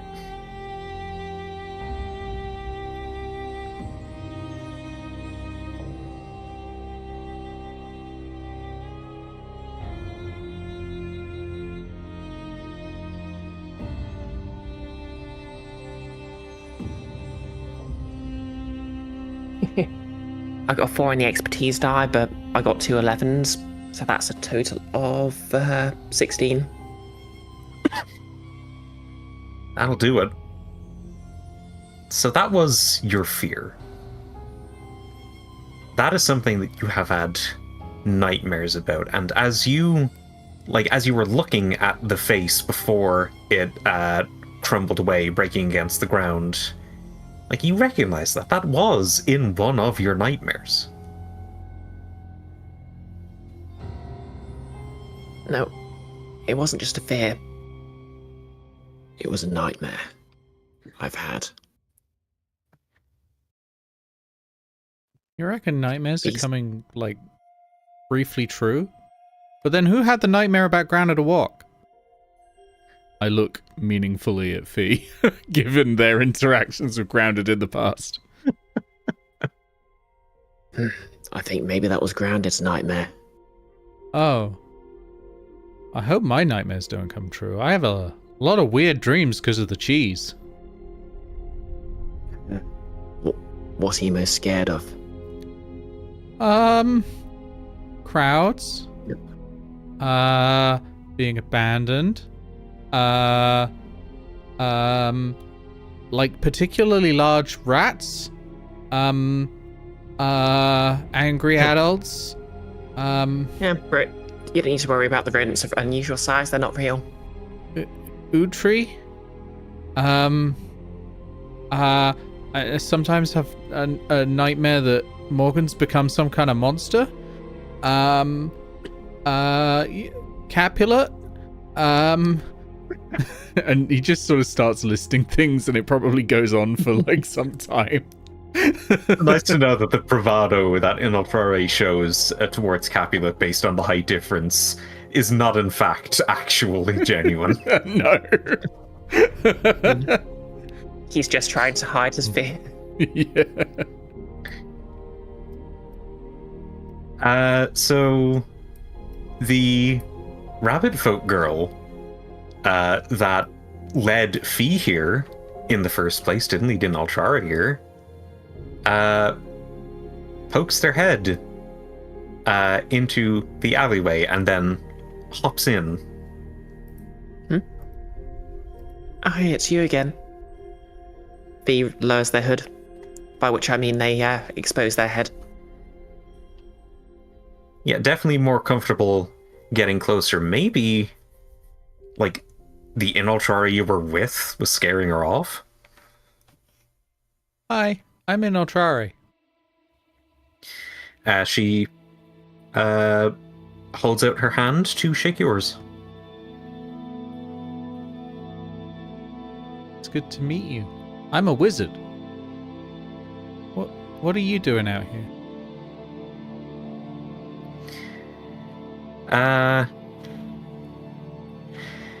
She starts to do a little bit of a charades show. Wisdom insight from both of you. I'm so good at this. Watch me roll a negative number. Yeah, okay. -1. Right, let's go. Dirty 7. 20. Nice.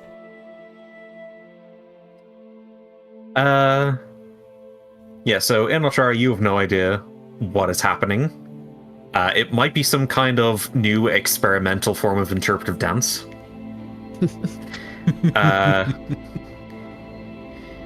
Fee, you are able to extrapolate from the gestures that she's making that, like, she was trying to find someone, like, capable, and happened to find you sleeping in a place where she had previously saw, like, something very dangerous was, and presumed that it was because of you that that danger was defeated, and so led you here. Because what is happening with these living nightmares, like, if you defeat them, they fade away, it seems, but the damage that they have done, the way that they have changed the environment, does not. And with this particular one, you, like, looking deep into the hole, if you hadn't stopped them, then frankly, there might not have been much of the square of glass left by the time that you got to the, like, danger that you're trying to stop, like, whatever's behind all this. Huh. So the nightmares, as long as they last, they still do do permanent damage to things.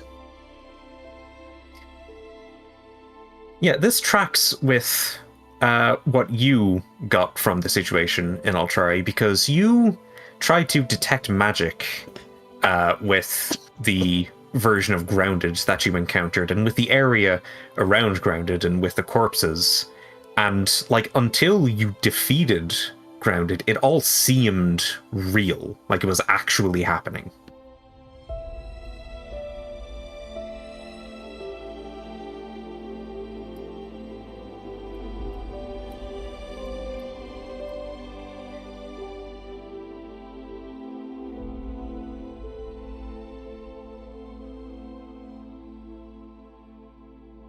If Eneltari is muted, we don't know.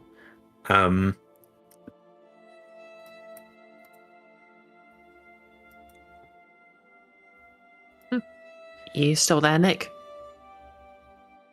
Sorry, what I did there was yanked the microphone cable out of my microphone.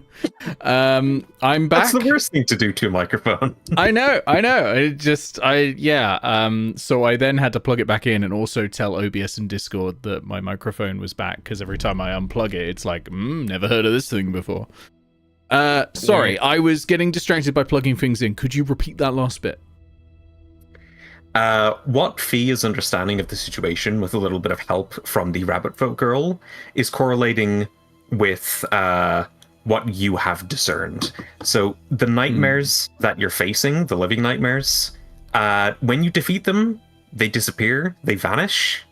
But until you defeat them, they seem to be real, like they really are affecting the environment around them.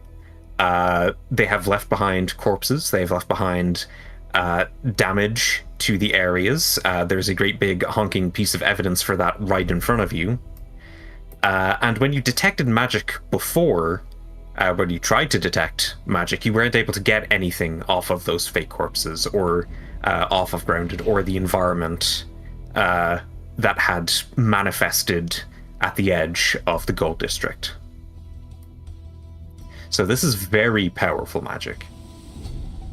Like, if it is constituting these things, okay, and then, like, they are seeming like taking on their own, like, existence. So there's, I don't think it's this thing, but there's something kind of like it called wild magic. That's like raw magic that congregates and then it attaches to bits of reality and changes it. You can turn into a plant pot that way. It's dangerous. I don't know if that's what's happening here, but there's powerful magic everywhere.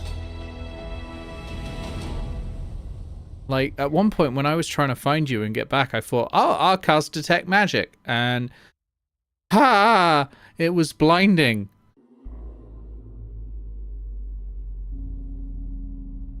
My eyes still hurt.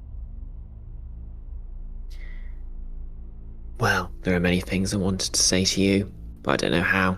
Thanks for saving me.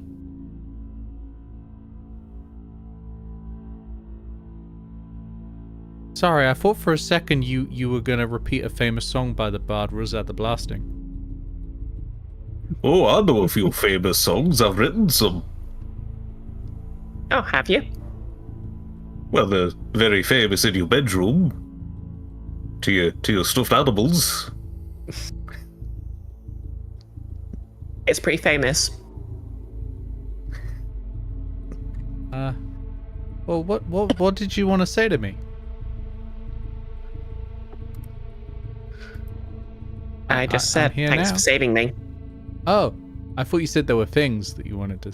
Sorry, I misunderstood. Got it. Well, no problem. You'd saved me, and have, many times.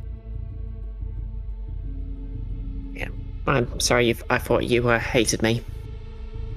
Well, it seems like something was doing something to make you think that. I don't think you need to apologize.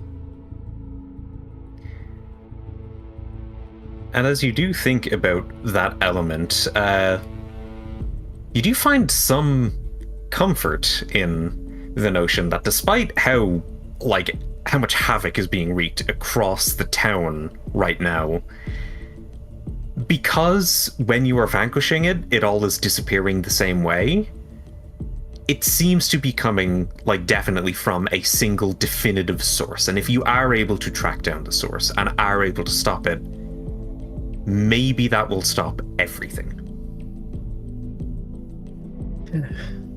Well, yes. Follow the chaos.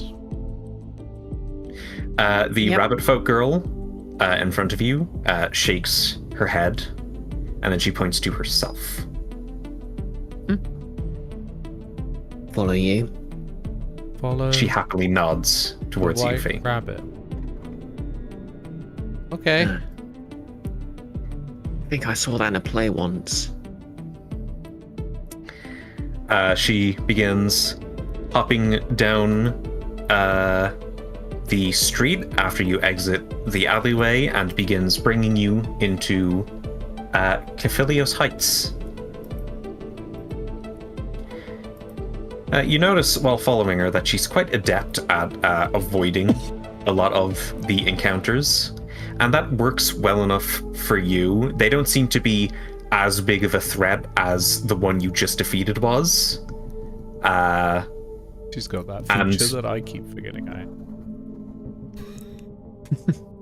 You can get anywhere in town without being spotted by guards or gangs. Well, there are monsters amongst this.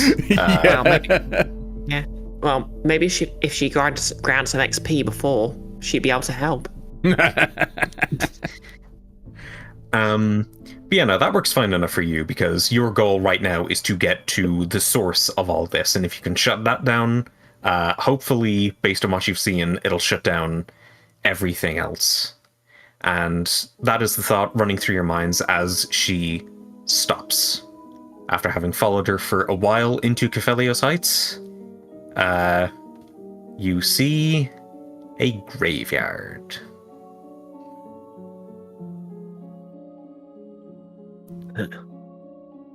Surely someone is afraid of death. There will be something here. Yeah, make me a wisdom perception check, Fee. The makes their cloak billows. They say this, by the way. Does this involve invisible objects? Nope. Oh. 12. Yeah, no. There are a lot of gravestones here. In Altrari, you know this immediately. You've been all around town, and you've seen this graveyard before. Definitely way more than there usually are. A lot of them are dedicated to people. Some of them seem to be dedicated, if you're judging by name, for, pets. Looks like a lot of people in Korakii have a fear of either themselves or a loved one passing away. But if we're going off of a single nightmare per person, then at least that's not something trying to attack you. Well, it's sad, I guess. A lot of people died because they're scared of dying. Yeah, I think maybe it's not like they actually died. It's just a grave representing their death appeared. Well, I hope if they are dead that it was painless. Well, And after that, what if they were defenestrated? That would be pretty painful, I think. And there'd be a pain involved. Oh, I see. Good one, Fee. this inspiration, boo, boo. And after that somber note, undercut a bit by the defenestration joke, the rabbit folk girl opens the gate and then begins hopping in, beckoning you to follow. Okay. Fee pulls out their swords and then starts Naruto running in. She is leading you over the grass, not along the path. It's a bit of a large graveyard. Korakii has had many reasons to have a lot of graves in the past decade or so. But you are happy to see, when you just reach the point over a small hill, Utricularia.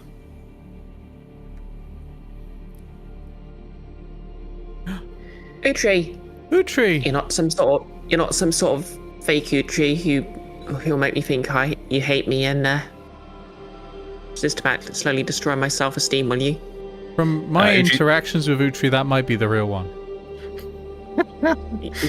Utri point. doesn't respond, currently taking a nap. Yeah. But the rabbit girl points to her, and then points to herself, and then makes a little, like, walking gesture. It seems that she led her here as well. This is a safe place to rest. She nods. Okay. Thank you, And funny no, person.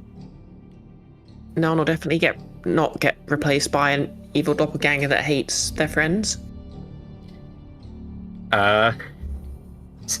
She kind of shrugs at you and then gives you, like, a 50-50 hand gesture.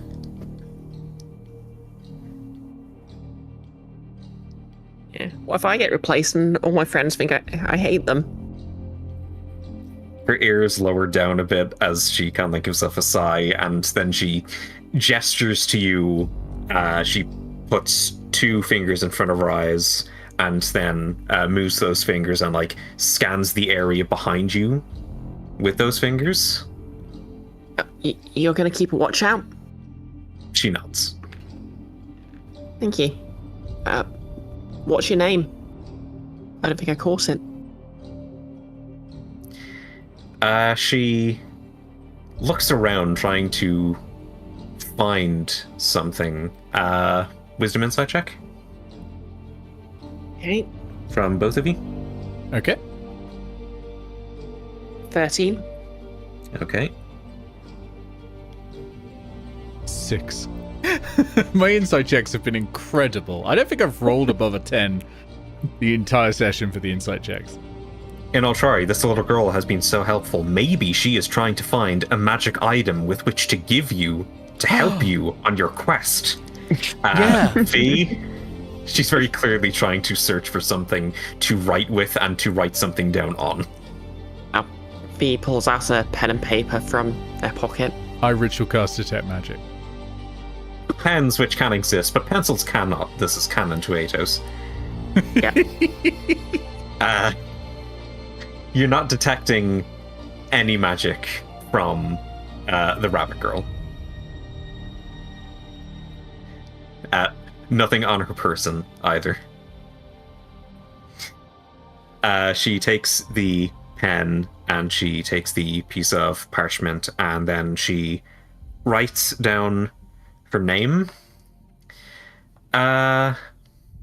It's not the most legible. She does appear to be quite young, maybe like 7 years old.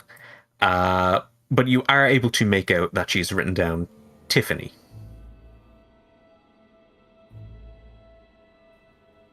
I once read about a problem called the Tiffany problem. She gives you like a little glare.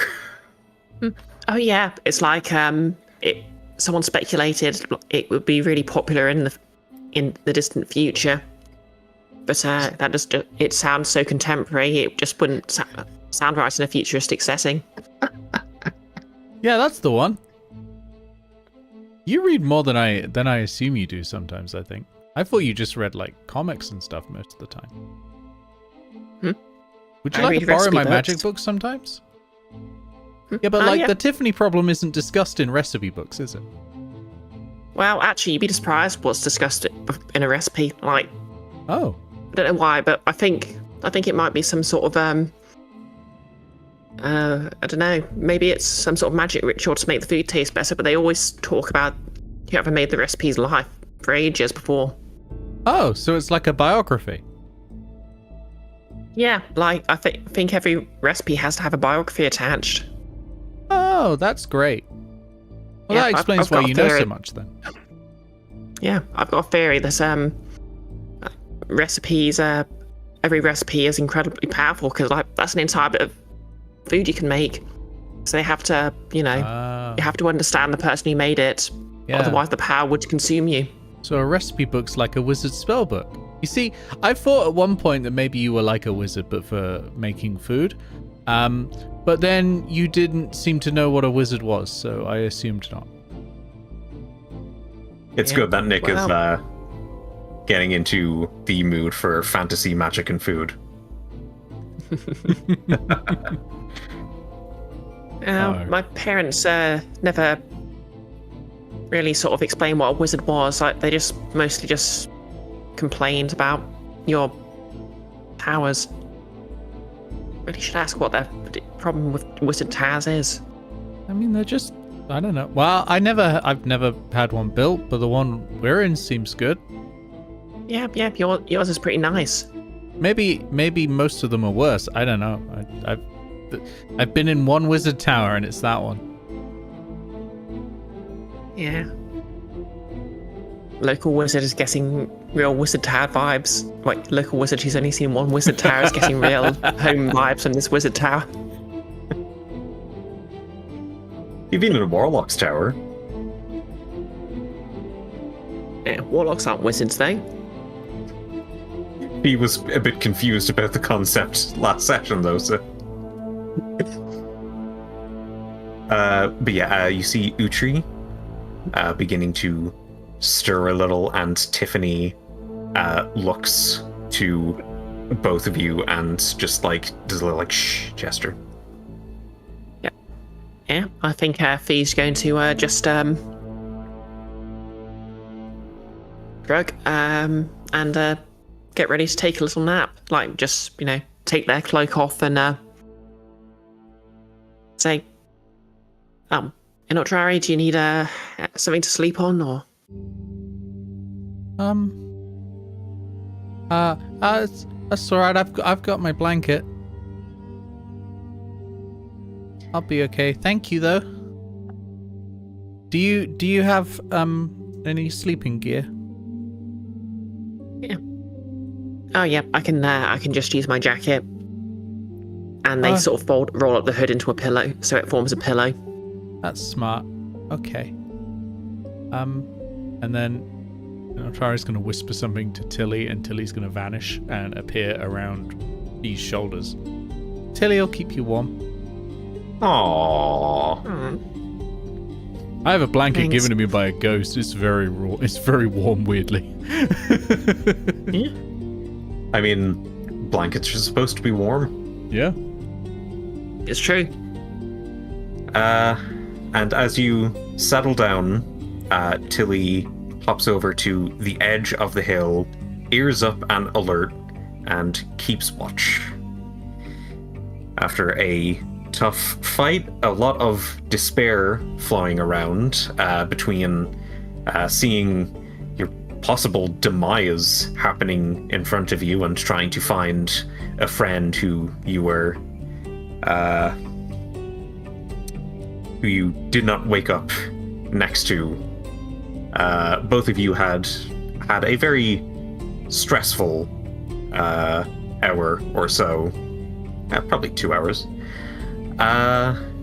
We are ready to take a quick nap, and then if Tiffany knows where you're supposed to be going, face the source of this problem. Yep, just to clarify, is this a short rest? This is a short rest in the end of the session. We did it! And I barely lost any health. Ignore that other bit, where I was petrified. But I ended the session with technically more hit points than I started with. Keith would be proud. My count is 28. I have 32. I forgot I had temporary hit points because I cast Detect Thoughts. And every time I cast a spell, a leveled spell, I get 2 times that spell's level in temporary hit points. So I had 32 hit points and 6 temporary hit points with a maximum of hit points of 37, meaning I have 38 out of 37. Yeah, it would seem that Keith is impressed. Yeah, no, congrats, gang. That was a really fun twist on a beholder. I like that. Yeah. Was that another Pixel original, or was that one from the A5e book? A5e does not have any beholders. Oh yeah, but they've got something in there probably called like an eye tyrant, right? They got to have something beholder-like, right? I didn't know to search for eye tyrant, so I delved back into the other place, got out a stat block, and made some changes. Nice. That was yeah, 'cause it's smart. Yeah. I love that. I was assuming between the 3 of you, you would have been able to get into a rhythm of like disconnecting the eyes and then like killing them after they got disconnected, thus taking out the different horrible types of attacks that they could do. Huh, A5e does not have any sort of... Well, to be fair, I guess they are, Wait, actually, I know this. I know beholders and a few other iconic things are explicitly not in the SRD. So, a system that's basically directly copied from D&D would not actually probably have them in. Because I remember the SRD for 3.5 edition didn't have. Under That's the for, OGL, you're not allowed to use the beholder, but the OGL is no longer applies. So you are actually now allowed to use beholders because you can't copyright the words, well, individual now, words. You have to trademark them. Yeah. Now I'd imagine, but it was a sort of thing for Pathfinder 2. So if A5e is sort of derived in the same way, even though it's not technically legal, it would probably have sort of followed that sort of trend. Usually what you get is renamed ones, and they're usually called like Eye Tyrant or something like that. But yeah, no, nothing. Either way, we were able to have one in there and not call it a beholder. Yeah. That was cool, though. That was a cool take on girl. it. Yeah. I like that, Great use of fresh that. eyes Yeah. popped out and acted almost like turrets for the eye rays. That was neat. Yeah, I wonder if there's any evidence anywhere else that maybe a little girl somewhere fears becoming a beholder.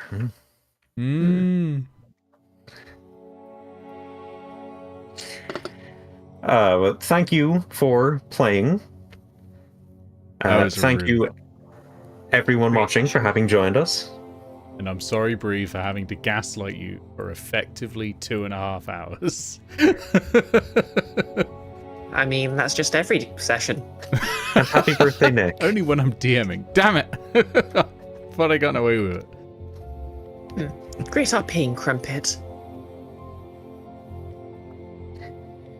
Good night, obeisances, folks. Night all. Night all. Have a good weekend. Alright, I'm gonna go to that outro screen.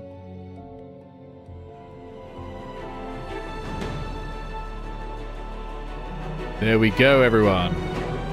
Thank you all for watching. This has been really good fun. I think Pixel absolutely nailed that fight. What an incredible little monster design.